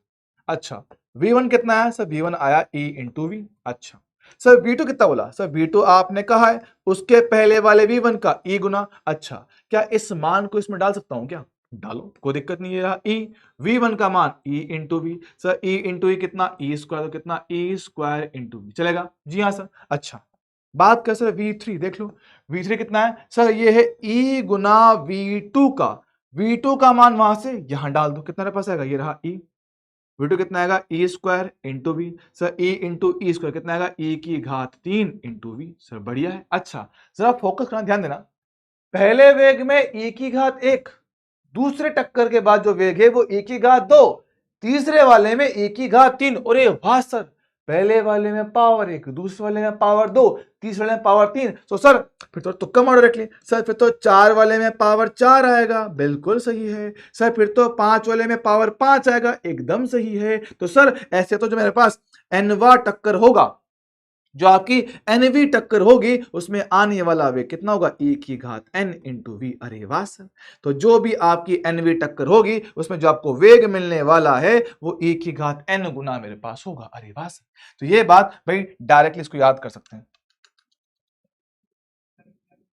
करना तो वी एन, ओहो वी एन, e की घात n इंटू वी, डायरेक्टली याद रखना है। बहुत बहुत बहुत काम का फॉर्मूला, बढ़िया चीज है, चलेगा। हाँ जी सर चलेगा। अच्छा सर अब इससे जुड़ी एक बात और बोलते हैं, देखना, जब आप किसी वस्तु को सर फेंका, सर ठीक है, अधिकतम ऊंचाई पे उसका प्रारंभिक वेग कितना होता है, 0। अधिकतम ऊंचाई पे वेग कितना, 0। अच्छा सर पहले गया था h ऊंचाई तक, थोड़ा फोकस करना, सर पहले गया था h ऊंचाई तक, सर अब कितना है, सर अब है h1, फिर थोड़ा और कम हो गया h2, फिर कितना सर, फिर थोड़ा और कम हो गया h3। तो मतलब लगातार ऊंचाई घट रही है, सही बात। अच्छा सर h ऊंचाई से गिरा तो √2gh, h1 से गिरेगा तो √2gh1, h2 से गिरेगा तो √2gh2, सर h3 से गिरा तो √2gh3। हाँ सर बात तो करेक्ट है, फोकस करना। तो क्या बोल रहा हूं कि सर अगर हम गिरे थे h ऊंचाई से तो आने वाला वेग था √2gh1, सॉरी h था ना, है ना, h था।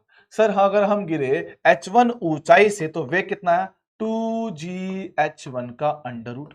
अच्छा, अगर बात करें सर v2 का, सर कितना आएगा, 2g ऊंचाई कितना, h2 यहीं से आया था। हाँ सर, सर 3 कितना आएगा, सर वो गिरा है h3 ऊंचाई से तो 2gh3। सर बात तो करेक्ट है। तो सर ऐसे ही मैं एक बात बोल पाऊंगा क्या, कि सर अगर हम n की बात करें, nवी टक्कर की बात करें, तो nवी टक्कर में मेरे पास जो वेग आया होगा वो hn ऊंचाई से गिरने के बाद आया होगा।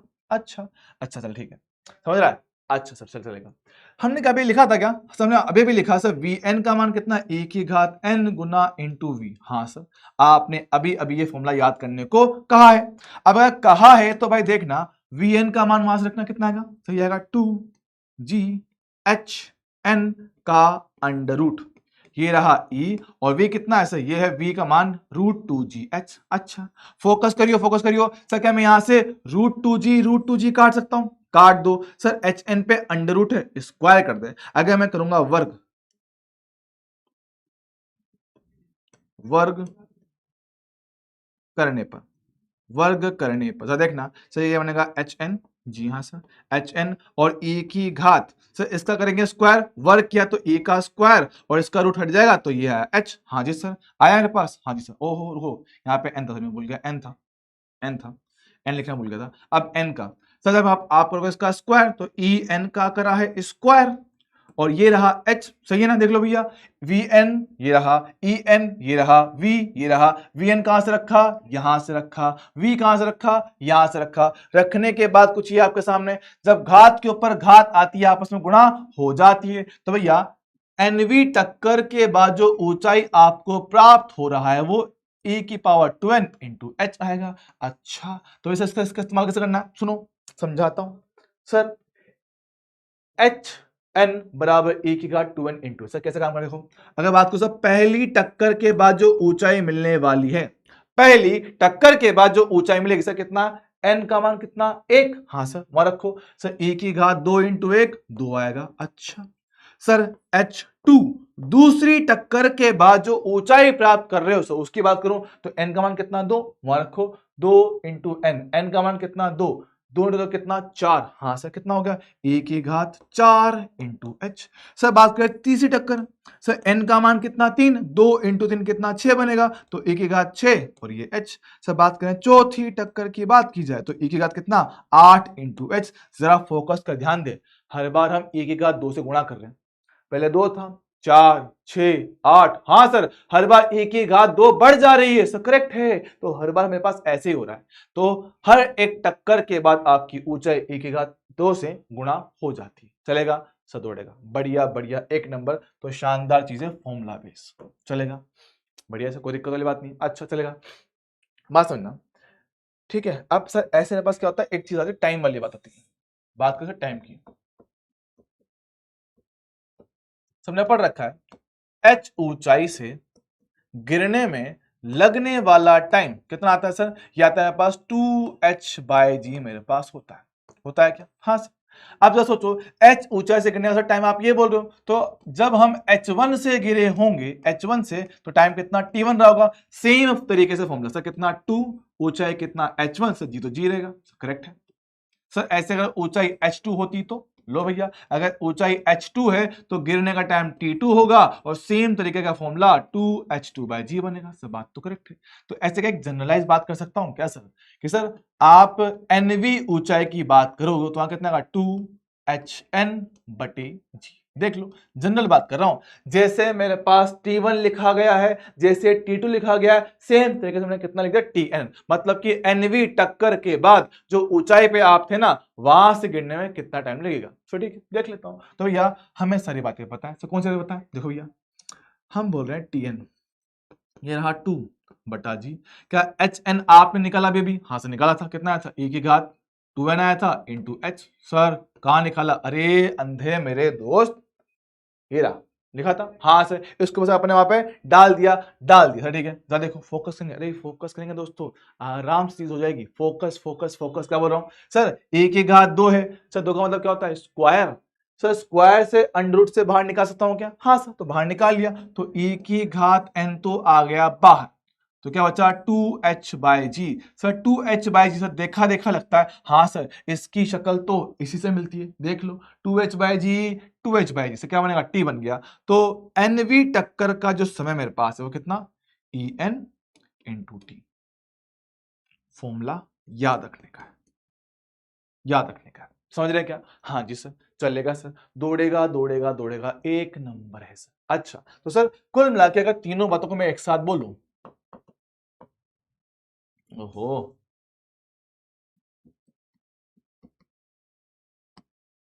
एक मिनट बच्चों, एक मिनट।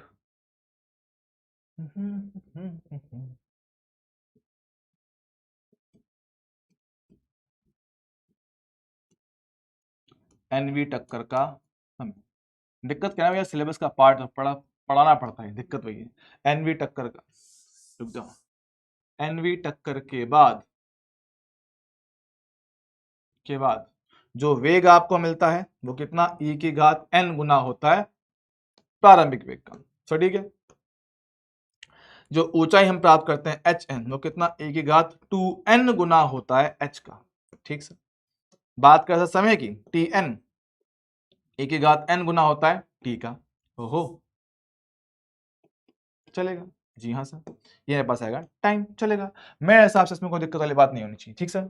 अब सर ये तो सब आपको डायरेक्ट क्वेश्चन आपके इसी बनते हैं, पर कभी कभार क्या होता है ना, कुछ चीजें ऐसी भी होती है जो एग्जाम में डायरेक्ट एज अ फॉर्मूला पूछ लिया जाता है, तो मैं उसको डिराइव नहीं कर रहा हूं, डायरेक्ट बस बता रहा हूं। सुनना, हुआ क्या है सर, आपने एक वस्तु को छोड़ा, हाँ सर, ये आके पहले h ऊंचाई गिरा, ठीक है, h ऊंचाई गिरा, टकराया, टकरा के वापस गया, फिर आया, फिर गया, फिर आया, फिर गया, फिर आया। हाँ सर, लगातार काम चल रहा है सर, ठीक है। तो जरा देखना सर, h ऊंचाई से आया, फिर h1 जाना, h1 आना, h2 जाना, h2 आना, h3 जाना, h3 आना। हाँ सर, लगातार यही तो हो रहा है, लगातार यही हो रहा है सर, जाना आना जाना आना जाना आना। सर हमें निकालनी है दूरी। तो दूरी क्या होता है? चले गए पथ की लंबाई। हमें निकालना डिस्टेंस, चले गए पथ की लंबाई। तो देखना सर, h आना, फिर h1 जाना, फिर h1 आना, फिर h2 जाना। तो भैया दूरी में क्या होता है? जो आप चलते हो सभी को जोड़ना पड़ता है। तो अगर मैं बात करूं भैया यहाँ पे डिस्टेंस की, तो कैसे निकालेंगे? तो डिस्टेंस, पहले हम h आए, फिर h1 गया, h1 आया भी सही तो डबल कर दूं। सर फिर मैं h2 गया और h2 आया भी सही, डबल कर दूंगा, है ना? ओ हो ऐसे ही।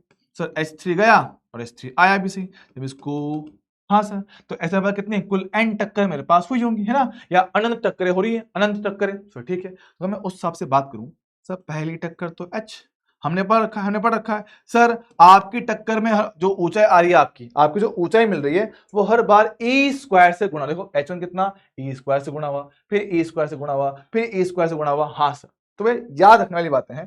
तो अगर हर बार e स्क्वायर से गुणा होगा तो कितना आएगा? e की घात 2h। सर h2 की बात करें, एक बार और गुणा कर दो, e की घात 4 बन जाएगा। सर h3 एक बार और गुणा कर दो, e की पावर कितना? 6 बन जाएगा। सब बात तो करेक्ट है। तो e इंटू e की घात 6 इंटू h। तो ऐसे लगातार चलता रहेगा, कहां तक? अनंत तक। जब आप इनको सॉल्व करके निकालते हो तो भाई आने वाली कुल दूरी जो मेरे पास होती है, डिस्टेंस, कितना मेरे पास आएगा सॉल्व करने पे? मेरे पास आता है h1 कितना आता है? हाँ 1 plus E square upon 1 minus E square. ये मेरे पास होता है इसका कुल चली गई दूरी, 1 plus E square upon 1 minus E square. Simple direct formula है, इसको याद रखना पड़ेगा, ठीक है? इसको रटना पड़ेगा, क्योंकि एग्जाम में डायरेक्टली एज अ फॉर्मूला इसको पूछा जा सकता है, और पूछा गया है शायद एक बार तो, ठीक है? अगर सेम तरीके से मैं बात करूं किसके लिए, टाइम के लिए, देखना बात कैसे टाइम के लिए। सर टाइम टी आने का, फिर टाइम t1 जाना, टाइम t1 आना, टाइम t2 जाना, टाइम t2 आना, टाइम t3 जाना, टाइम t3 आना। सब बात तो करेक्ट है। सर आना जाना आना जाना चल गया, लगातार चल रहा है। तो देखो आने वाला टोटल टाइम कितना आएगा सर? सर टाइम टी तो आना, फिर t1 जाना और आना, फिर T2 जाना और आना। सर ऐसे लगातार चलता रहेगा। सर बात तो करेक्ट है, सबने भी पढ़ा। सर T1 में, है ना, T1 में सर क्या था?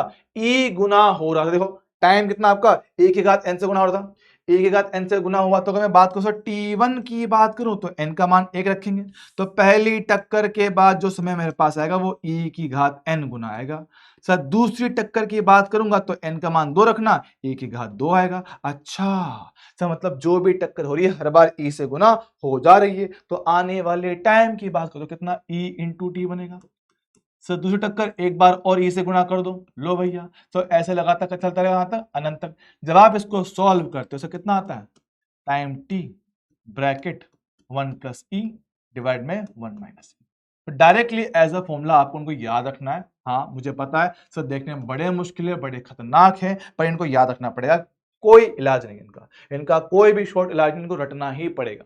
चलेगा? हाँ जी सर चलेगा सर, दौड़ेगा, बढ़िया बढ़िया, एक नंबर है। ठीक सर, तो इस पे आधारित कुछ छोटे मोटे सवाल कभी कभार पूछ लेते हैं। देखो भैया छोटो सवाल, 5 मीटर की ऊंचाई से एक रबर की गेंद को एक ग्रह की सतह पर गिराया जाता है। सर गिरा दो, कोई दिक्कत नहीं।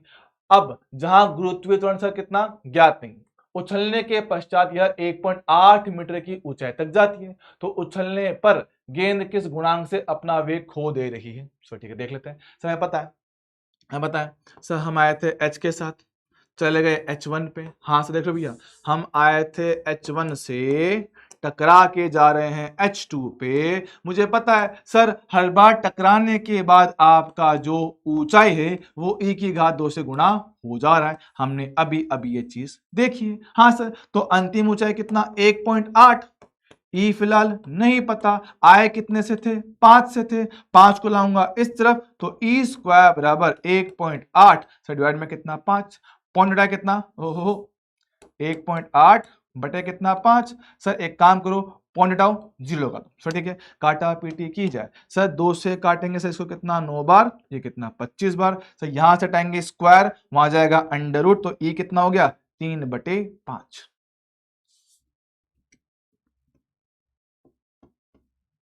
3/5। सही, ये तो आ गया। लेकिन सर उसने ये थोड़ी पूछा, उसने पूछा कि वेग कितना बदला। देखो हमने पढ़ रखा है, तो हमें पता है हर बार आने वाला वेग पुराने वाले का ई गुना हो जाता है। तो यही तो पूछ रहा है कि आपका जो वेग है वो कितना गुना कम हो गया है। कितना गुना कम हुआ सर? ई गुना कम हुआ है, ई के फैक्टर से कम हुआ। सर ई कितना है? 3/5। तो हर बार आपका वेग जो है v2 पुराने वाले से ई गुना कम हो जाता है। तो क्या आंसर आएगा? 3/5, ये आपका आंसर। ठीक है। हाँ, तो मैं खुद ही बोल रहा हूं, मैं खुद बोलता हूं, ये चीज बहुत अलग है, बहुत ही डिफरेंट है, देखने में बड़ी अजीब लगती है, कैलकुलेशन बड़ी भारी भारी दिखती है। तो तुम्हें देखने में अजीब लग रहा हो, तुम्हें लगा कि सर मुझे समझ में नहीं आया, है ना? यकीन मान, मैं खुद बोल रहा हूं, तुम्हें ऐसी फीलिंग आ रही होगी काफी सारे बच्चों को, सर ये क्या कर दिया है, कुछ हवा नहीं लगी है, क्योंकि तुमने नई चीज देखी तो तुम्हारा दिमाग यहाँ पे ठीक से टिका नहीं। मैं खुद ही बोल रहा हूँ, तुम समझा रहा हूँ चीज, तुम्हारे के पास तुमको एकदम नई बिल्कुल डिफरेंट चीज दिखी, तो तुम्हारा दिमाग यहाँ पे टिका नहीं। पहले ही बोल रहा हूँ, टिका नहीं, तो इसलिए चीजें थोड़ी कम कम समझ में आई है, पहले ही बोलता हूँ।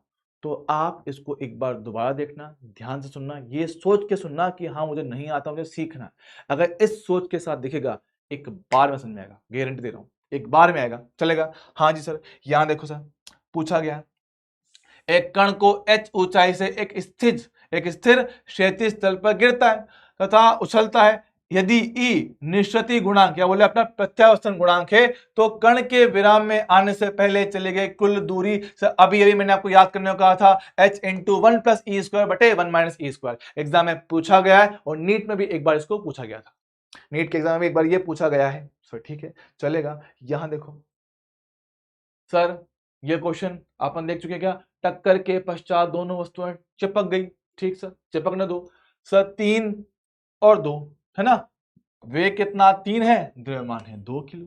अगली वस्तु का द्रव्यमान कितना? 1 किलोग्राम। वेग दे रखा है सर, विपरीत दिशा में जा रही है। लो भैया, एक वस्तु आ रही है इस तरफ, द्रव्यमान कितना है? 2 किलो। कितने वेग के साथ? 3 मीटर पर सेकंड। सर दूसरी वस्तु ये रही, कितना द्रव्यमान है? 1 किलोग्राम।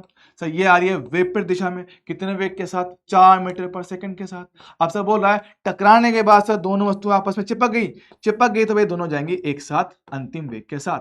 तो जब कभी ऐसा सवाल आए, कुछ नहीं करना, क्योंकि भैया आपने बाहर से कोई बल नहीं लगाया है, तो संवेग रहेगा संरक्षित। तो भैया मोमेंटम कंजर्व करना। तो टकराने से पहले बात करते हैं, टकराने से पहले 2 into 3 m into V. Sir ठीक है, टकराने से पहले इसका 4 इंटू 1, लेकिन कहा माइनस में। सर ठीक है, माइनस में 4 इंटू 1। टकराने के बाद सर दोनों चलेंगे साथ साथ, चिपक गई तो भैया 2 प्लस 1 कितना? 3 किलो हो गया। और वेग मुझे फिलहाल नहीं पता, वी फाइनल। चलेगा? ठीक सर। 2 इंटू 3 कितना? 6, ये कितना? 4, ये कितना? 3 इंटू वी एफ, ये हो गया 2 बराबर 3 इंटू वी एफ। सर 3 का भाग देंगे तो आने वाला अंतिम वेग कितना पास आएगा? 2/3। तो ये है अंतिम वेग जिसके साथ दोनों वस्तुएं चलने वाली हैं। तो 2/3 ऑप्शन नंबर सी। ठीक है, सिंपल फॉर्मूला बेस्ड क्वेश्चन है, आराम से हो जाएंगे बिना किसी दिक्कत के। देख लो भैया, अब ऐसा ही अपने पास एक क्वेश्चन है, ये आपको एज होमवर्क ट्राई करना है कि साथ में चिपक गई है तो कितना ऊर्जा का हानि होगा, ये आपको ट्राई करना है। फिर मैं बोलता हूं, ऐसा क्वेश्चन नीट में आया हुआ है तो कल लेना, क्योंकि नीट वाला क्वेश्चन बिल्कुल लास्ट में आपको होमवर्क दूंगा मैं इसका। ठीक है, चलो अब इसमें एक पर बचा है तिर्यक टक्कर, ये 10-15 मिनट का टॉपिक है, ये मैं कराऊंगा नेक्स्ट टाइम। ठीक है, अभी हम पढ़ने वाले हैं अपना रोटेशन वाला पार्ट। ठीक है, उससे पहले आपको देना कुछ क्वेश्चन होमवर्क के लिए। देख लो भैया, ये वाला क्वेश्चन है ना, नीट 2018 आपके लिए होमवर्क, नीट 2019 आपके लिए होमवर्क। बढ़िया सवाल है, थोड़ा टफ है, टफ मतलब थोड़ा लेंदी है, बाकी बढ़िया सवाल है। ठीक है, 2012 होमवर्क ट्राई करिएगा। ठीक है, और ये भी आपके लिए होमवर्क। नहीं ये नहीं, ये नहीं, ये आपका तिरक टक्कर का सवाल है।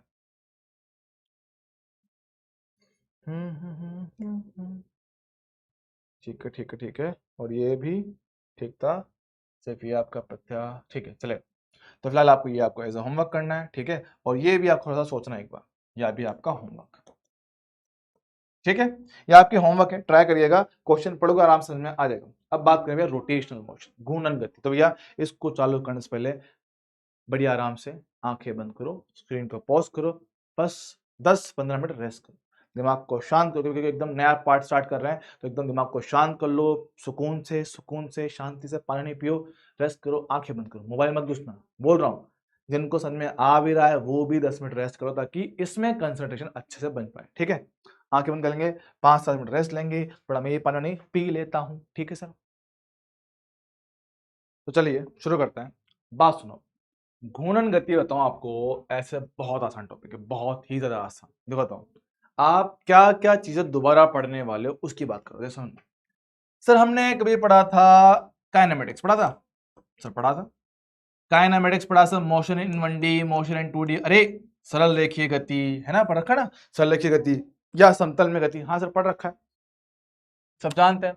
सर उन सब में हमने क्या पढ़ा सर, हमने उसमें पढ़ा था दूरी, विस्थापन, वेग, चाल, त्वरण, है ना, कितने समय में कितना चल लिया, कितना घूम लिया, कितना चल लिया, वो सब बात की थी, हाँ सर। और वही बातें हमने सब की वृत्तीय गति में, हाँ सर। तो वही वृत्तीय गति की बातें मैं यहाँ रिपीट कर रहा हूँ सर। कौन सी बातें सर? वही बातें। पहली बातें क्या होगी भैया, आपका कोणीय विस्थापन, कोणीय विस्थापन आएगा, कोणीय विस्थापन आएगा सर। ठीक है, क्या आएगा मेरे पास, कोणीय वेग आएगा, कोणीय वेग आएगा।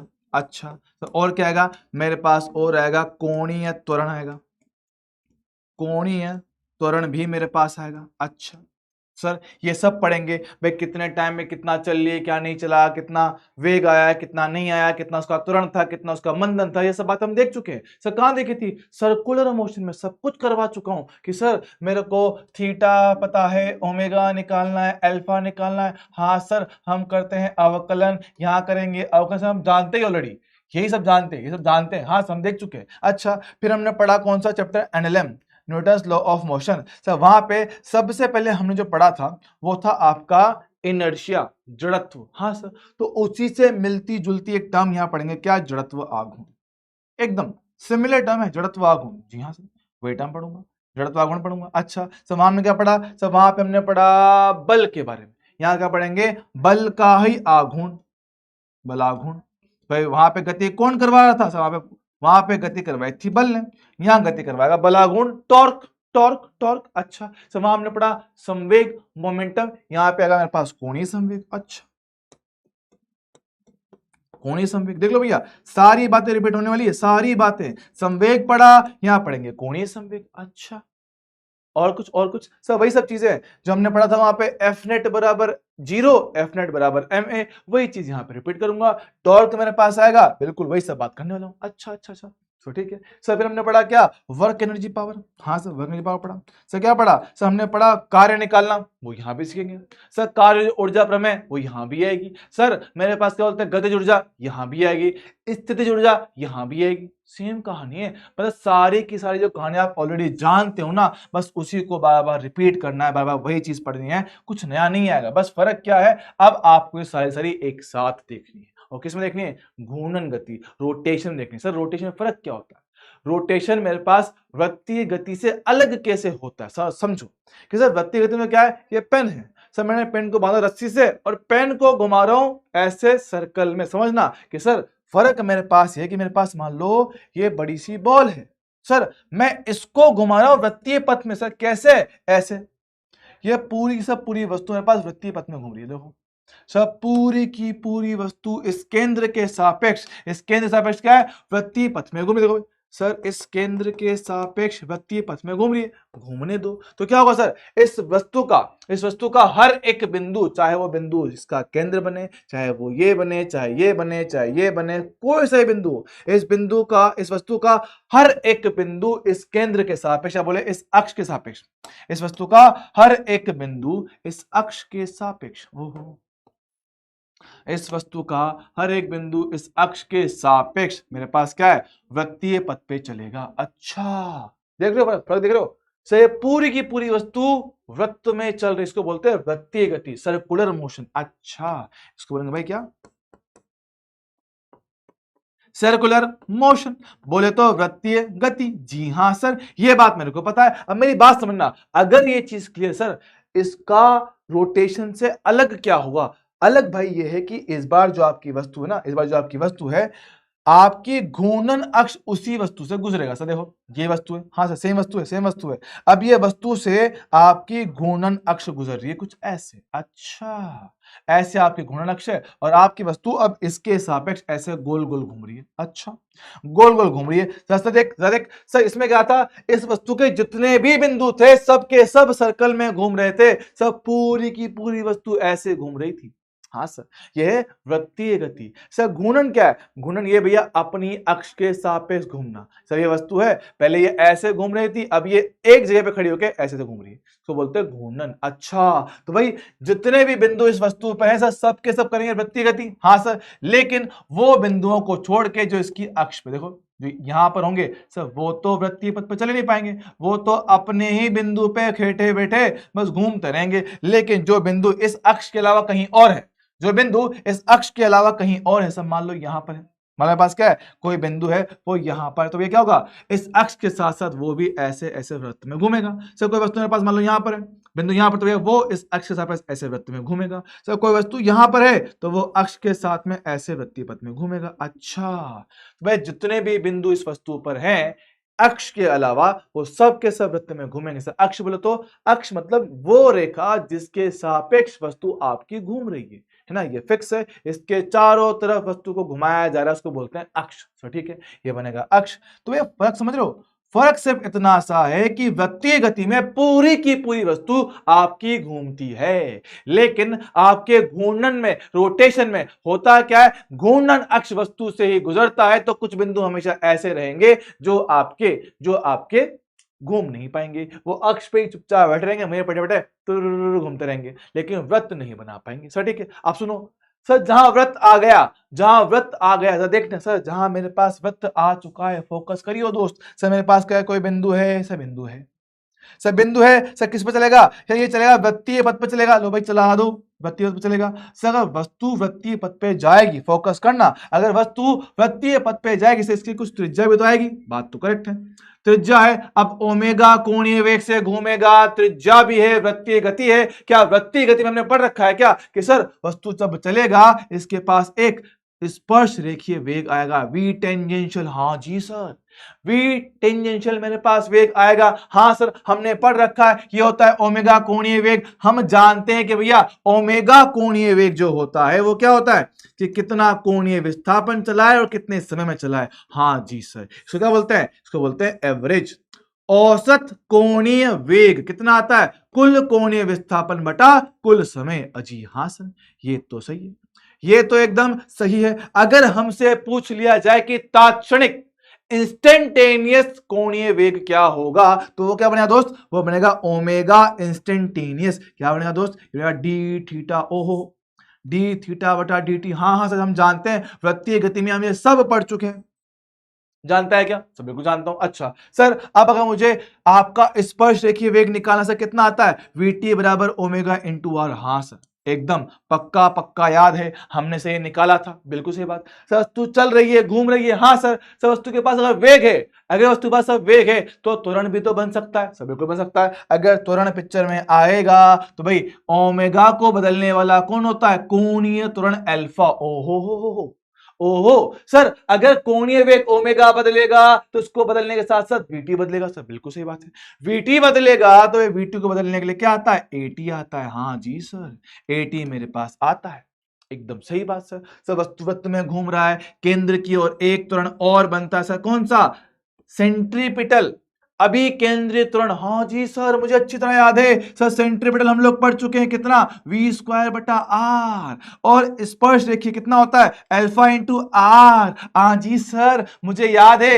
एसी और एटी एक दूसरे के लंबवत होते हैं, तो आने वाला परिणामी त्वरण कितना होता है, एसी का स्क्वायर प्लस कितना, ए टी स्क्वायर, इसका कितना अंडर रूट, ये बनेगा इसका आंसर। अरे वाह सर, ये तो बढ़िया है दोस्त, ये तो बढ़िया है सर, ये बात हम ऑलरेडी जानते हैं, इसमें कोई दिक्कत वाली बात नहीं होनी चाहिए। क्लियर है क्या? हाँ सर, तो भैया जो बात तुम लोग ऑलरेडी जानते हो उस पर क्वेश्चन हम लोग पहले कर चुके हैं, सर्कुलर मोशन भी गुजराई है अभी, कितना सेंटर ऑफ मास से पहले मैंने वही पढ़ाया, तो भैया इस पे क्वेश्चन में नहीं करवाने वाला हूं, इस पे क्वेश्चन में दोबारा नहीं करवाऊंगा, हम ऑलरेडी कर चुके हैं, तो दोबारा टाइम खराब नहीं करना, बस रिवाइज करवा रहा हूं शॉर्ट में। क्या बोलता हूं सर, हमने पढ़ा था जैसे हमने पढ़ा था विस्थापन, सेम तरीके से क्या आया था, कोणीय विस्थापन आया था। जैसे हमने पढ़ा वेग, वैसे आया कोणीय वेग। जैसे आया था त्वरण, वैसे आया था कोणीय त्वरण। जी हाँ सर, हमने ये बातें जानते हैं, हमने इनके जैसे फॉर्मूले भी पढ़े। जैसे हमने पढ़ा वी एवरेज, औसत वेग, क्या पढ़ते हैं, कुल विस्थापन बटा कुल समय। जी हाँ सर, तो बिल्कुल सेम टू सेम फॉर्मूला मेरे पास क्या आएगा, ओमेगा एवरेज, हमें ऑलरेडी पता है कितना, डेल्टा थीटा बटा डेल्टा टी। चलेगा। जी हाँ सर, बात करते हैं, मेरे पास कितना आएगा, सबने पढ़ रखा है ए एवरेज, क्या पढ़ रखा है सर, डेल्टा वी बटा डेल्टा टी। जी हाँ सर, हम लोग जानते हैं कितना आता है, अल्फा एवरेज, सेम टाइप का फॉर्मूला है, औसत त्वरण, औसत कोणीय त्वरण। तो वेग में परिवर्तन, यहाँ पे कोणीय वेग में परिवर्तन बटे समय अंतराल। जी हाँ सर, हम लोग जानते हैं। अच्छा, याद करते हैं, सबने पढ़ रखा है सर, आपको कोणीय स्थिति, क्या बोले, आपको दे रखा है स्थिति, वेग निकालना है, त्वरण निकालना है। तो जब एस पता हो, वी निकालना हो, करते हैं अवकलन, वी पता हो, ए निकालना हो, करते हैं अवकलन, ए पता हो, वी निकालना हो, करते हैं समाकलन, वी पता है, एस निकालना, करते हैं समाकलन। क्या हम लोग ये बात जानते हैं क्या, हाँ तो जानते हैं सर। फॉर्मूले बताओ, याद करो सर, वी कितना होता है, वी होता है तात्क्षणिक वेग, कितना आता है, ds बटा dt। जी हाँ सर, हमने पढ़ रखा है, यहाँ पे a कितना आता है सर, dv बटा dt। जी हाँ सर, क्रॉस मल्टीप्लाई करोगे तो इंटीग्रेशन वाला पार्ट भी बन ही जाता है, कितना, ds बराबर v dt, इसको गुणा कर दिया, इंटीग्रेट मार देंगे। हाँ सर, हम लोग ये बात जानते हैं। यहाँ देखो सर, इसको कर देंगे गुणा, देखो कितना आएगा, dv बराबर a इंटू dt, इसको कर देंगे समाकलन। सब बढ़िया, हम लोग जानते हैं। अच्छा सर, हमने ऐसे ही एक फॉर्मूला और पढ़ भी रखा है, a का v के साथ संबंध, v dv बटा ds। हाँ सर, ये कब लगाते हैं, से हम तब लगाते हैं जब आपको v दे रखा हो थीटा के पदों में, क्या v दे रखा आपको s के पदों में। जी हाँ सर, तो सेम टू सेम कहानी अपन यहां पढ़ चुके हैं ना। हाँ सर, पढ़ा तो था, याद है। तो देखो, कोणीय, देखो स्थिति है तो कोणीय स्थिति, वेग है तो कोणीय वेग, त्वरण है तो आपका कोणीय त्वरण, थीटा पता है, ओमेगा निकालना है अवकलन, ओमेगा पता है, अल्फा निकालना है अवकलन, अल्फा पता है, ओमेगा निकालना है समाकलन, ओमेगा पता है, थीटा निकालना है समाकलन। हाँ सर, फॉर्मूले मुझे सारे याद हैं सर। ओमेगा इंस्टेंटेनियस कितना था, डी थीटा बटा डी टी। हाँ जी सर, सर मेरे पास अल्फा कितना था, डी ओमेगा बटा डी टी। जी हाँ सर, क्रॉस मल्टीप्लाई करेंगे सर, कितना आएगा, डी थीटा बराबर ओमेगा इंटू डी टी। आप इनको कर सकते हो इंटीग्रेट। जी हाँ सर, सेम तरीके से यहाँ कर सकते हो, कितना आएगा, डी ओमेगा बराबर अल्फा इंटू डी टी, आप इसको मार सकते हो इंटीग्रेट। जी हाँ सर, अगर आपको जैसे हमने ये फॉर्मूला लिखा है, बिल्कुल ऐसा फॉर्मूला हमने यहाँ भी देखा हुआ है, alpha equals to omega into D omega बटा डी थीटा। ये कब इस्तेमाल करना है, जब आपको ओमेगा दे रखा हो थीटा के पदों में। जी हाँ सर, तो इसके क्वेश्चन हम ऑलरेडी कर चुके हैं, हम ऑलरेडी जानते हैं। सब पक्की बात है, पक्की बात सर। ऐसे हमने इसमें एक चीज और पढ़ी होगी सर, कौन सी चीज, याद करते हैं, सबने पढ़ रखा है कि अगर अगर अगर अगर मेरे पास त्वरण का मान नियत होता है, एक्सेलरेशन कांस्टेंट होता है, तो हमने पढ़ रखा है इक्वेशन ऑफ मोशन, v बराबर u प्लस ए टी। हाँ जी सर, s बराबर U T plus half A T square. अच्छा सर, v स्क्वायर इक्वल में u स्क्वायर प्लस कितना, 2as, चलेगा। जी हाँ सर, ओके सर। अगर सेम तरीके की बात यहाँ पे की जाए तो हमें पता है कि सर, अगर मेरे पास अल्फा कोणीय त्वरण नियत हो तो ऐसी ही समीकरण हमने यहां भी देखी है।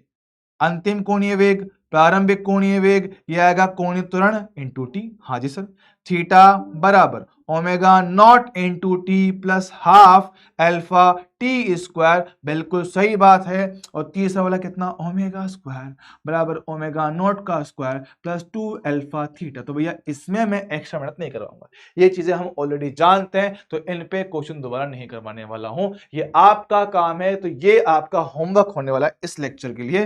होमवर्क आपका ही होगा, ये रिवाइज करना है, होमवर्क आपका यही है, revise circular motion, question practice के साथ, ठीक है, रिवाइज सर्कुलर मोशन क्वेश्चंस के साथ, ठीक है। ये कर लोगे तो अपने को यहां पे भी दिक्कत नहीं आएगी, ठीक है, चलेगा। हाँ सर, तो भाई बढ़ते हैं फिलहाल आगे। अब जो आज की पहली बात है वो है, मेरे पास क्या है, नाम है दृढ़ पिंड, ठीक है। दृढ़ पिंड बोले तो रिजिड बॉडी, ठीक है। तो क्या बोलते हैं, रिजिड बॉडी। बात सुनना, ध्यान सुनना, कि सर रिजिड बॉडी हम किसको बोलेंगे? सर हम रिजिड बॉडी उसको बोलते हैं जिसपे आपने बाहर से कोई बल लगाया।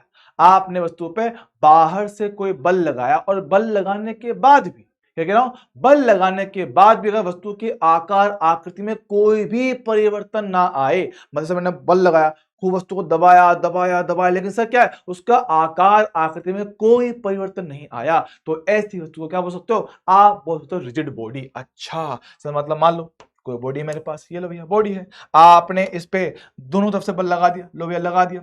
अब अगर बल लगाने के बाद भी वस्तु के आकार आकृति में कोई परिवर्तन देखने को ना मिले तो क्या बोलेंगे? उसको दृढ़ वस्तु बोलेंगे, दृढ़ पिंड बोलेंगे। बाकी सर वास्तविकता में तो ऐसी कोई वस्तु है ही नहीं। वास्तविकता में कोई भी वस्तु पूरी तरह से दृढ़, पूरी तरह से रिजिड हो ही नहीं सकता। सर क्यों? क्योंकि देखो क्या होता है, कितना भी टफ वस्तु हो, कितना भी मजबूत क्यों ना हो सर, एक बल के बाद तो सब टूट जाते हैं, है ना सर?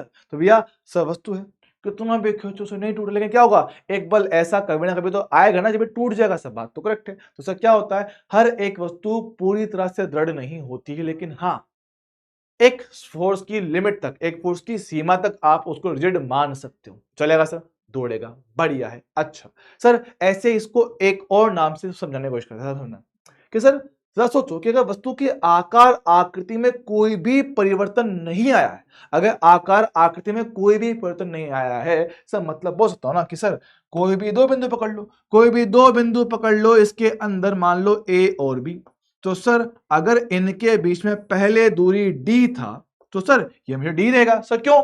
यार आप कितना बल लगा रहे हो, ये दब कहां रहा है? अगर दबता तो ये दब था, ये कम होता तो डी का मान चेंज होता। सर मतलब वस्तु के अंदर कोई भी दो पॉइंट पकड़ लो, जो तुम्हारी मर्जी, उनके बीच की दूरी कभी भी नहीं बदलेगी।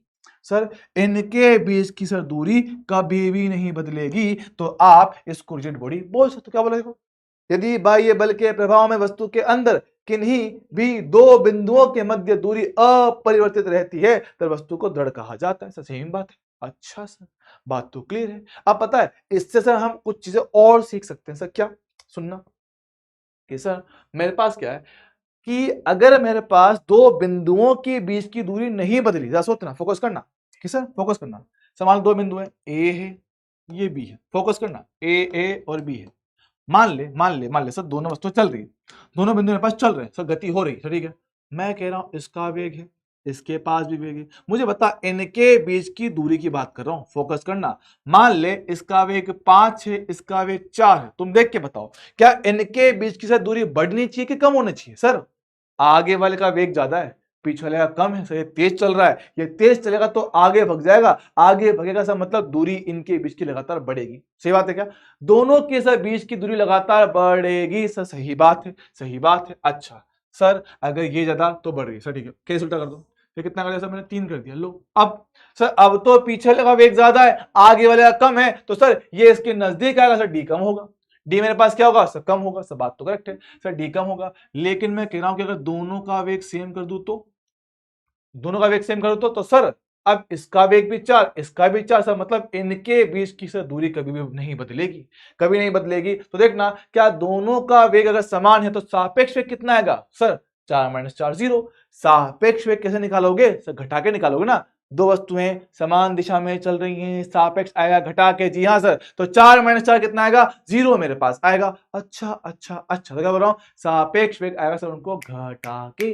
Okay sir, 4 - 4 0। सर मतलब एक बात समझ में आती है कि सर अगर दो बिंदुओं के बीच की सर दूरी समान है तो ये जो इनको मिलाने वाली लाइन जो है, इस रेखा में जो सापेक्ष है वो कितना? 0 आएगा। सब बात तो करेक्ट है। तो यही बात अपन यहां बोला है। क्या बोल रहा हूं, मेरे पास वस्तु थी सर, कोई दिक्कत नहीं, वस्तु थी, वस्तु के अंदर आपने, है ना, वस्तु के अंदर आपने कोई दो बिंदु लिए होंगे, तो बोला है सर बिंदु नंबर ए, ओहो, बिंदु ए मेरे पास ये रहा, बिंदु बी मेरे पास ये रहा। अब जरा सोचना कि सर दोनों वस्तुएं चल तो रही हैं, हाँ सर चल रही हैं। अब चल रही हैं तो भैया दोनों का वेग कहीं ना कहीं तो आएगा ही ना, तो दोनों का वेग कहीं ना कहीं तो आया ही होगा। सही बात है।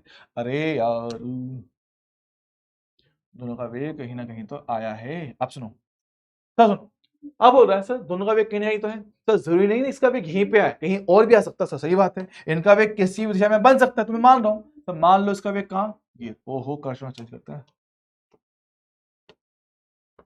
सुनना, मान लो सर इसका वेग कहां पर है, ये लो v1, इसका वेग कहां पर मान लो यहां पर है v2, मुझे नहीं पता क्योंकि देखो वस्तु है, होता है घूमते हुए आगे जा रहा हो, मैंने फेंका उसे घूमते हुए जा रही है। हाँ सर, हर बिंदु का वेग अलग अलग बन सकता सर, ठीक है सर। मान लो इसका वेग कितना v1, इसका कितना v2, ये रहा अल्फा कोण, ये रहा कितना बीटा कोण। अब जरा सोचो कि सर इनको पास में या दूर में लाने का काम कौन करेगा, जरा सोचो इनको पास में या दूर में लाने का सर काम कौन करेगा, सर इनके वेग, सर कौन से वाले वेग, सर सोच कि सर वो वेग जो इस लाइन पर आएगा वही तो इनको पास या दूर कर सकता है, क्योंकि देखो यहां पे आने वाला वेग इनकी ये दूरी को थोड़ी चेंज करेगा, सब बात तो करेक्ट है। तो इनको पास या दूर लाने के लिए इनको मिलाने वाली रेखा पर ही तो वेग चाहिए, सब बात तो करेक्ट। तो एक काम करता हूं, इस v1 के सर करते हैं घटक, तो देखो भैया v1 के सर किए जाए घटक, तो भाई जहां कोण पता हो वहां पे आता है कोस घटक, तो v1 cos अल्फा, तो यहां कितना आएगा, ये आएगा v1 sin अल्फा, दिख रहा है। हाँ सर, देखो सर v2 का भी सर घटक करेंगे तो कितना मेरे पास आएगा v2 cos बीटा, और ये कितना मेरे पास आएगा v2 sin बीटा।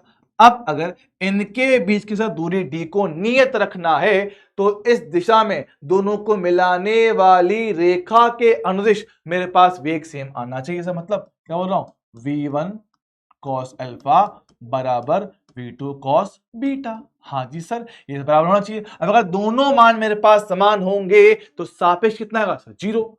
दोनों मान समान दिशा में समान परिमाण घटाने पर कितना आएगा, जीरो आएगा। अच्छा अच्छा अच्छा अच्छा, तो हम बोल रहे हैं वी रिलेटिव मोशन कहां बोल रहे हैं, ए बी रेखा के अनुदिश, क्या बोले, ए बी रेखा पर, ए बी रेखा पर तो कितना आएगा, ये जीरो आएगा। भाई ए और बी को मिलाने वाली रेखा के अनुदिश सापेक्ष कितना होता है, जीरो होता है। किसके लिए, दृढ़ पिंड के लिए, रिजिड बॉडी के लिए।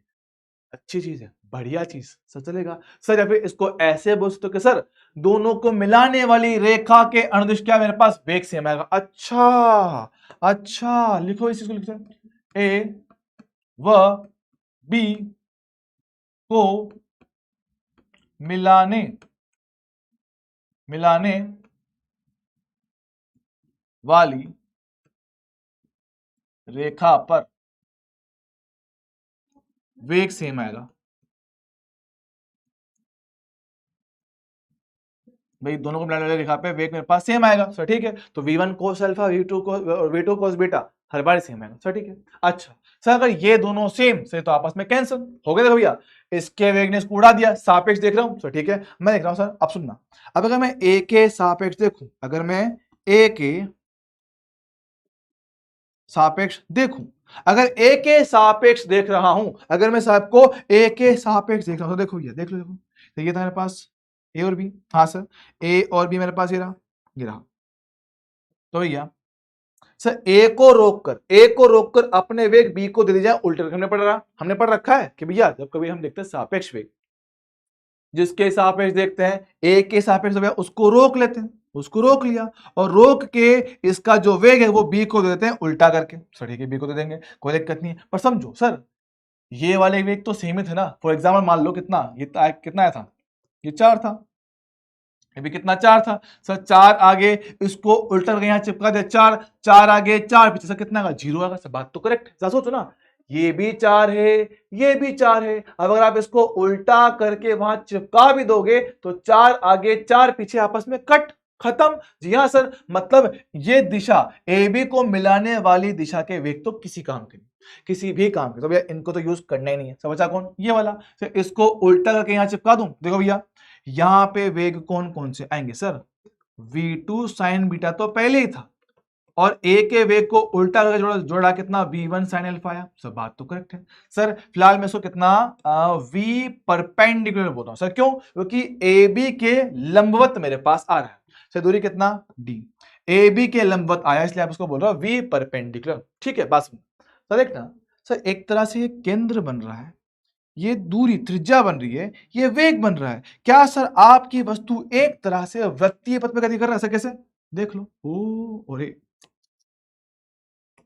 आपकी वस्तु सर एक तरह से वृत्तीय पथ पे घूम रहा है। ओ हाँ सर, बात तो आप सही बोल रहे हो, देख लो सर क्या आपकी वस्तु वृत्तीय पथ पे घूम रहा है? सर बिल्कुल बिल्कुल सर, लग तो कुछ वैसा रहा है, ऐसा वृत्तीय पथ पे घूम रहा है। देखो भैया, ये रही मेरे पास त्रिज्या, ये रहा आपका स्पर्श रेखीय वेग। हाँ जी सर, बात तो एकदम करेक्ट है। अच्छा, क्या ये जो बन रहा है वेग, हम बनते हैं v बराबर ओमेगा इंटू आर। हाँ सर, वेग कहाँ बनता है? लंबवत ही बनता है। तो v मुझे पता है, ओमेगा कितना आ गया सर? v लंबवत बटे आर। अच्छा सर, मतलब कि इस बिंदु को वो वाला वृत्तीय पथ पे चलता हुआ दिखेगा, इसको वो वाला बिंदु वृत्तीय पथ पे चलता हुआ दिखेगा। अच्छा अच्छा अच्छा अच्छा, मतलब कि रिजिड बॉडी में हमेशा दो बिंदुओं को मिलाने वाली रेखा पर तो वेग कितना? सापेक्ष वेग आएगा 0, लेकिन उसके लंबवत दिशा में वो हमेशा आपको वृत्तीय पथ पे घूमता हुआ दिखेगा। मतलब कि रिजिड बॉडी के अंदर हर एक बिंदु को दूसरा सर्कल पे घूमता हुआ फील होगा, होगा नहीं, उसको फील होगा ऐसा। सर ठीक है, तो बात क्या? दृढ़ वस्तु के अंदर एक बिंदु किसी अन्य बिंदु के सापेक्ष सदैव वृत्तीय गति करता हुआ दिखाई देता है। सर ठीक है, और उसका कोणीय वेग कितना आता है? ये मेरे पास आता है, इसको बोलते हैं सापेक्ष कोणीय वेग। क्या बोलते हैं इसको? सापेक्ष कोणीय वेग इसको कहा जाता है। तो भैया उससे पहले अपन थोड़ा सा सवाल देख लेते हैं। हो गया, तो मेरे पास क्या है? रिजिड बॉडी है। रिजिड बॉडी के लिए आपको VA बटा VB का मान पूछा गया है। तो ठीक है, देख लो भैया, सर दो बिंदु हैं वस्तु के अंदर हैं, तो मुझे पता है दोनों को मिलाने वाली रेखा पर सर वेग क्या आता है? सेम आता है। देखो भैया, इसका घटक कितना आएगा? VA cos 30। ये कितना मेरे पास आएगा सर? दोनों को मिलाने वाली रेखा पे कितना? VA VB cos 60। हमने बोल रखा है, क्या बोलते हैं? A व B को मिलाने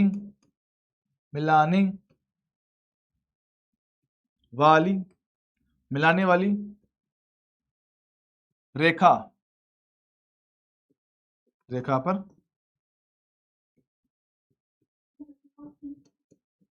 सभी कोणों का वेग, क्या बोले? पर वेग सेम आएगा, वेग सेम होगा। तो ठीक है, सेम होगा, तुमने कर दिया सेम भैया। कितना? VA cos 30 बराबर कितना? VB cos 60। सर ठीक है, यहां लिखते हैं। सर cos 30 कितना होता है? सर ये होता है √3 बटा 2।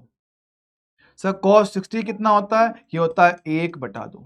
तो ठीक है, हम यहाँ पे काटते हैं भैया। लो लो लो भाई, 2 से 2 को काटा, सर √3 वहां भेजो, VB को यहाँ लाएंगे, कितना आएगा? VA बटा VB कितना मेरे पास आएगा? 1 बटा √3। अरे वाह सर, बढ़िया है, एक नंबर है, शानदार है सर। पल्ले पड़ा सर, एकदम बढ़िया सर, तो आसान सवाल है। अरे बढ़िया आसान सवाल तो होता है, चलेगा सर, दौड़ेगा। अच्छा, ऐसा ही यहाँ देखो, मेरे पास सर क्या है? एक छड़ है। सर छड़ क्या है? दीवार के सहारे आपने टिका के रखा हुआ है। तो सर क्या ये फिसलते हुए नीचे आ रही है? जब ये फिसलते हुए नीचे आ रही है, तो अगर A का वेग दे रखा है V, तो B बिंदु का वेग कितना होगा हमें ये बताओ इस दी गई अवस्था में। सर क्या छड़ है? सर मेरे पास क्या है? सर ये भी एक रिजिड बॉडी है।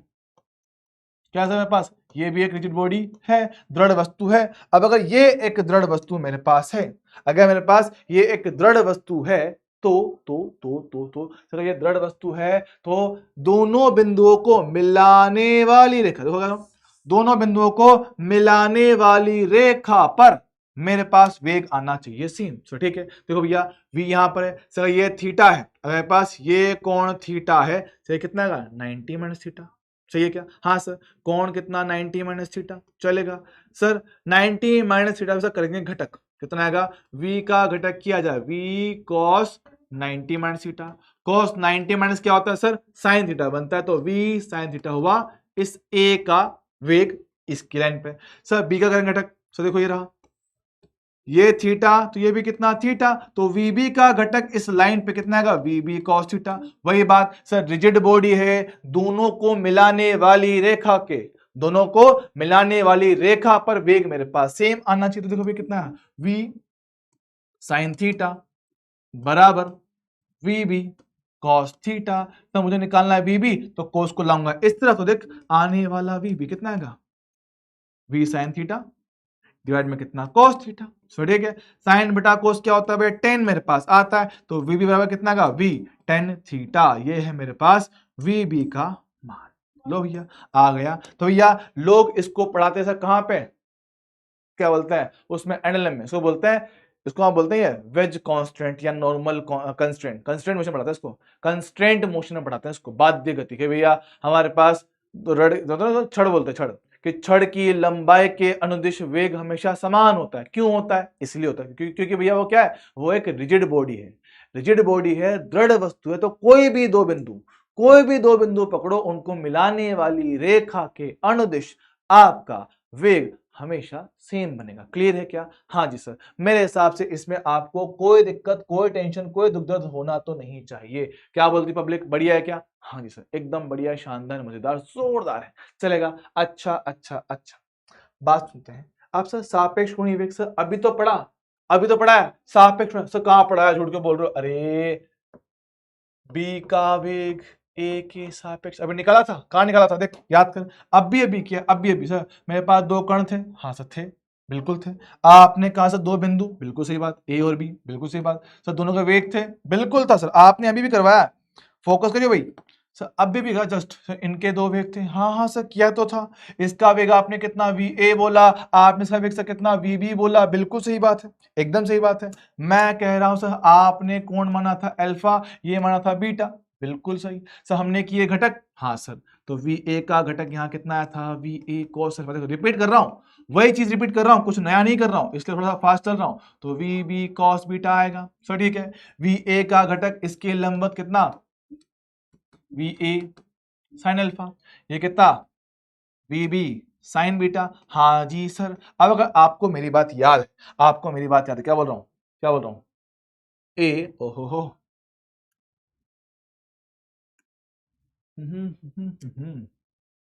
ध्यान सुनना, ए व बी को मिलाने वाली, मिलाने मिलाने वाली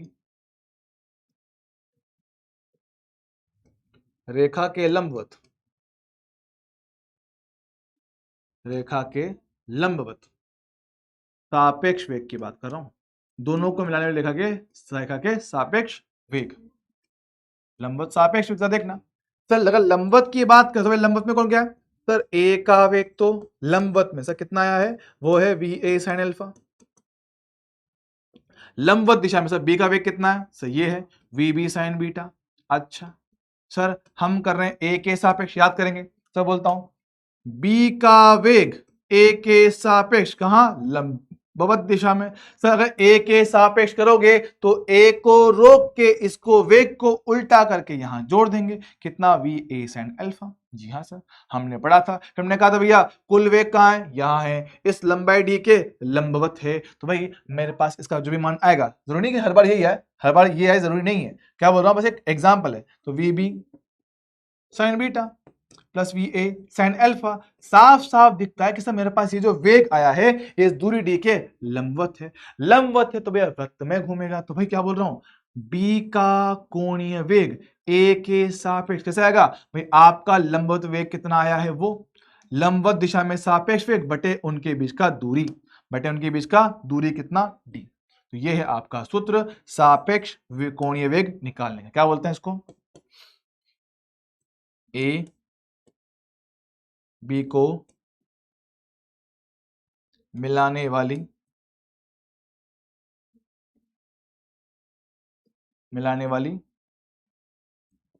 रेखा के लंबवत सापेक्ष वेग, बोलते रिलेटिव वेलोसिटी, ठीक है, रिलेटिव वेलोसिटी, शॉर्ट में लिख रहा हूं, रिलेटिव वेलोसिटी समझ जाओगे, रिलेटिव वेलोसिटी बटे उनके बीच का दूरी कितना डी।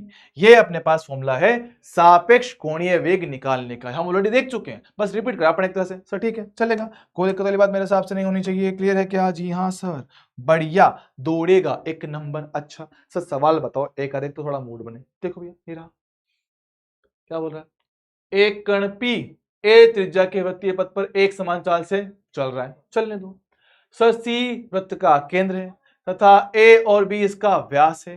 बी बिंदु से जाते समय पी का ए और सी बिंदु के परितः, मतलब कि परितः मतलब इनके सापेक्ष कोणीय वेग मेरे पास क्या आएगा सर, ठीक है देखते हैं, लो भैया देखते हैं, देखो ये वृत्तीय पथ है, चलेगा, नो दिक्कत। अच्छा सर हमारे पास क्या है, इसमें एक व्यास, एक डायमीटर है। सर ठीक है, लो भैया डायमीटर डायमीटर डायमीटर,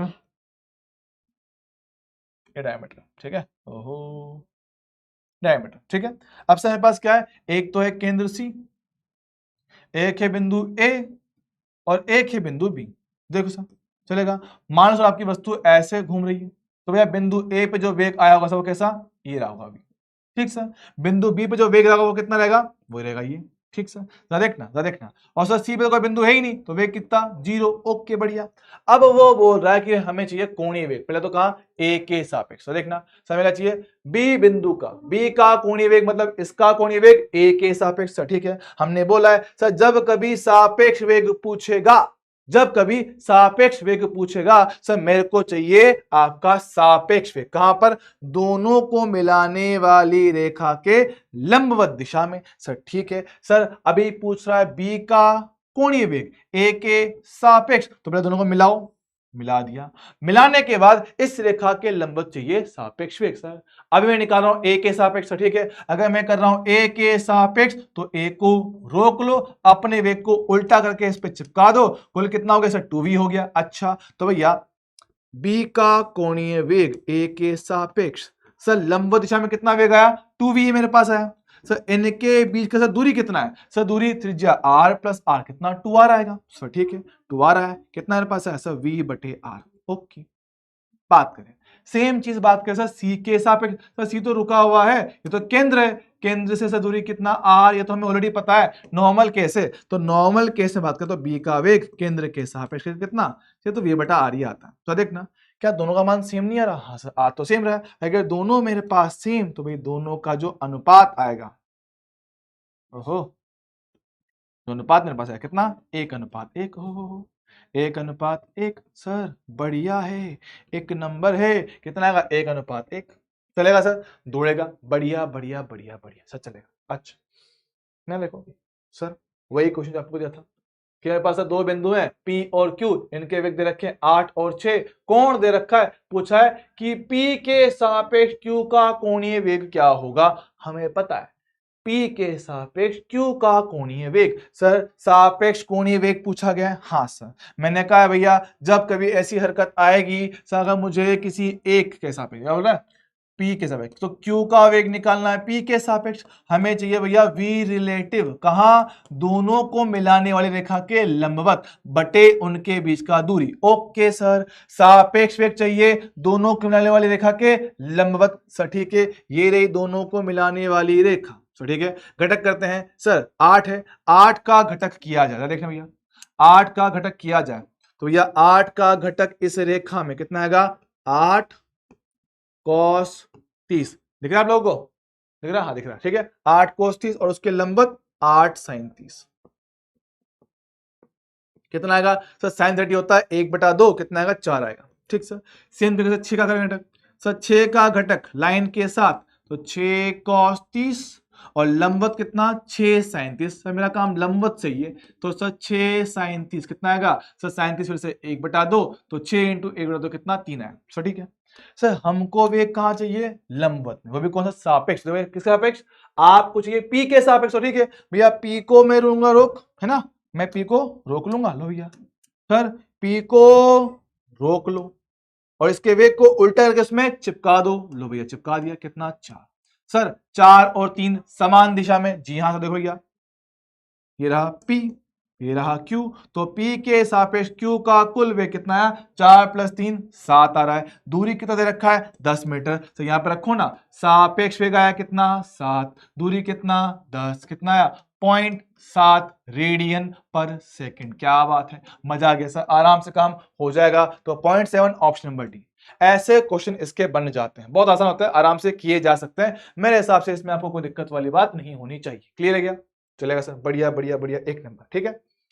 अब भैया जो फिलहाल बात कर रहा हूं, एक छोटी सी बात, जड़त्व आघूर्ण, सर इस चैप्टर की पहली पहली पहली बड़ी चीज, ठीक है, आज सिर्फ इसका इंट्रोडक्शन करेंगे, इसको निकालना करना हम नेक्स्ट क्लास में करेंगे, ठीक है। ध्यान सुनते हैं, जड़त्व आघूर्ण की बात कर रहा हूं, सुनना ध्यान से, हो जड़त्व आघूर्ण ध्यान सुनेंगे, क्या बोलता हूं, मोमेंट ऑफ इनर्शिया, सर जैसे आपने पढ़ा था, कभी आपने पढ़ा था इनर्शिया, जड़त्व, हाँ सर, जड़त्व का नियम एनएलएम में पढ़ा था, हाँ हाँ हाँ सर याद है। सुनना, हमने वहां पढ़ा था कि सर जड़त्व इनर्शिया किसी वस्तु का वह गुण होता है जिसकी वजह से वह अपने गति में परिवर्तन का विरोध करता है, हाँ सर। और मैंने आप वहां पे एक स्पेशल वर्ड स्पेशल बोला था सर, क्या? स्थानांतरित गति में परिवर्तन का विरोध करता है, मतलब ट्रांसलेटरी मोशन की वस्तु आगे पीछे ऊपर नीचे जो ये होती है ना, इसमें जो परिवर्तन का विरोध कर पा रहा है गुण जो वस्तु का, उसको बोलते हैं जड़त्व। मतलब वस्तु के ट्रांसलेटरी मोशन, वस्तु के स्थानांतरित गति में परिवर्तन का विरोध करने वाला जो गुण होता है वस्तु का, उसको बोलते हैं जड़त्व, इनर्शिया। तो भाई वैसी सेम टू सेम टर्म क्या बोल रहा हूं सर, वो था स्थानांतरित गति। मैं कह रहा हूं वस्तु के घूर्णन की, कि वस्तु में घूर्णन का परिवर्तन, क्या भैया बोल रहा है? तो वस्तु का वह गुण, वस्तु का वह गुण जिसकी वजह से वह अपने घूर्णन गति में परिवर्तन का विरोध करे। क्या बोल रहा हूं? ऐसा गुण जिसकी वजह से वस्तु अपने घूर्णन गति में परिवर्तन का विरोध करे, घूर्णन गति में परिवर्तन का विरोध करे, क्या बनेगा? जड़त्व आघूर्ण मेरे पास बनेगा। देखो, किसी भी वस्तु का वह गुण जिसकी वजह से वस्तु अपने घूर्णन गति में परिवर्तन का विरोध करती है, जड़त्व आघूर्ण कहलाती है। सर ठीक है, चलेगा सर, दौड़ेगा, एक नंबर है। अच्छा सर, ये विरोध करती है इस चीज का, विरोध करती है इस चीज का, तो बात समझना, तो यह इसको बोलते हैं इनर्शिया आई। अच्छा, लिखता सो किससे? हम इसको लिखते हैं आई से, इनर्शिया आई। ठीक है, जड़त्व आघूर्ण, मोमेंट ऑफ इनर्शिया। तो मैं कई जगह पे इसको शॉर्ट लिखूंगा MOI, मतलब कि मोमेंट ऑफ इनर्शिया। समझ जाना आप लोग, ठीक है, मोमेंट ऑफ इनर्शिया। सर ये क्या है? सबसे पहले तो वैसे अपने सिलेबस के हिसाब से बात की जाए तो भैया क्या है? अपने लिए क्या है? अदिश राशि, अदिश। बाकी होती है क्या है? प्रदिश होती है, मतलब तो होती है टेंशन। ठीक है, तो फिलहाल अपने लिए क्या है? हमारे लिए फिलहाल इसका क्या है? हमारे लिए स्केलर है। हमारे लिए फिलहाल क्या है? स्केलर। भाई इसकी कोई दिशा मेरे पास नहीं होती है, स्केलर क्वांटिटी। ठीक है, चलेगा। सर बात करें इसकी यूनिट की, तो यूनिट इसकी क्या होती है? फिलहाल बस याद रखना है, पहले बताऊँ कैसे आती है। kg/मीटर स्क्वायर, ये होता है इसका। ठीक है, अब ये जैसे हमने पढ़ा है तीन अलग अलग सिस्टम, बिल्कुल सर वैसे काम हम यहाँ पे करेंगे। आपको सर निकालना है मोमेंट ऑफ इनर्शिया तीन अलग अलग सिस्टम का। डिस्क्रीट मास सिस्टम बोले तो विविक्त कणों का निकाय,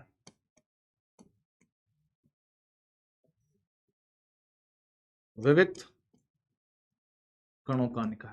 भाई आपको इस सिस्टम का निकालना है सेंटर ऑफ मास। अच्छा सर, यह होता है कंटिन्यूस मास डिस्ट्रीब्यूशन, बोले तो सतत द्रव्यमान वितरण के लिए, सतत सतत द्रव्यमान वितरण के लिए भी पूछा जा सकता है। या संयुक्त संयुक्त द्रव्यमान निकाय, कि भैया एक साथ दो तीन वस्तुएं मिली हुई हैं, आपको उन सिस्टम का निकालना रहेगा इनर्शिया, मोमेंट ऑफ इनर्शिया निकालना रहेगा। सर एक सिंपल डायग्राम से अगर मैंने इनमें अंतर समझाना चाहूं तो देखो भैया, y अक्ष, x अक्ष। तो मेरे पास क्या है? बहुत सारी ऐसी वस्तु हो सकती हैं, एकदम छोटी छोटी। एक वस्तु है जी हाँ सर, अब मेरे पास ऐसी बहुत सारी होती है, एक दो तीन चार, बहुत सारी वस्तु हो सकती है। तो क्या बोल रहा है? जब मेरे पास ऐसे बहुत सारी छोटी छोटी वस्तुएं और आपको उनका निकालना मोमेंट ऑफ इनर्शिया, तो आप इसको क्या बोलोगे? Discrete mass system. सर अगर मेरे पास एक सिंगल बॉडी है, मेरे पास क्या है? एक सिंगल बॉडी है, लो भैया एक सिंगल बॉडी लिया है, ये सिंगल बॉडी है, आप इसको सर घुमा रहे हो किसी अक्ष के सापेक्ष, लो भैया मेरे पास एक अक्ष है, तो भाई इस अक्ष के सापेक्ष जब आप इसको घुमाओगे तो इसको बोलेंगे अपन सतत द्रव्यमान वितरण। तो सतत के लिए हम बात करें इनको निकालना, ठीक है, इसको भी आपसे समझो, इसको भी आप थोड़ा सा देख लो। हो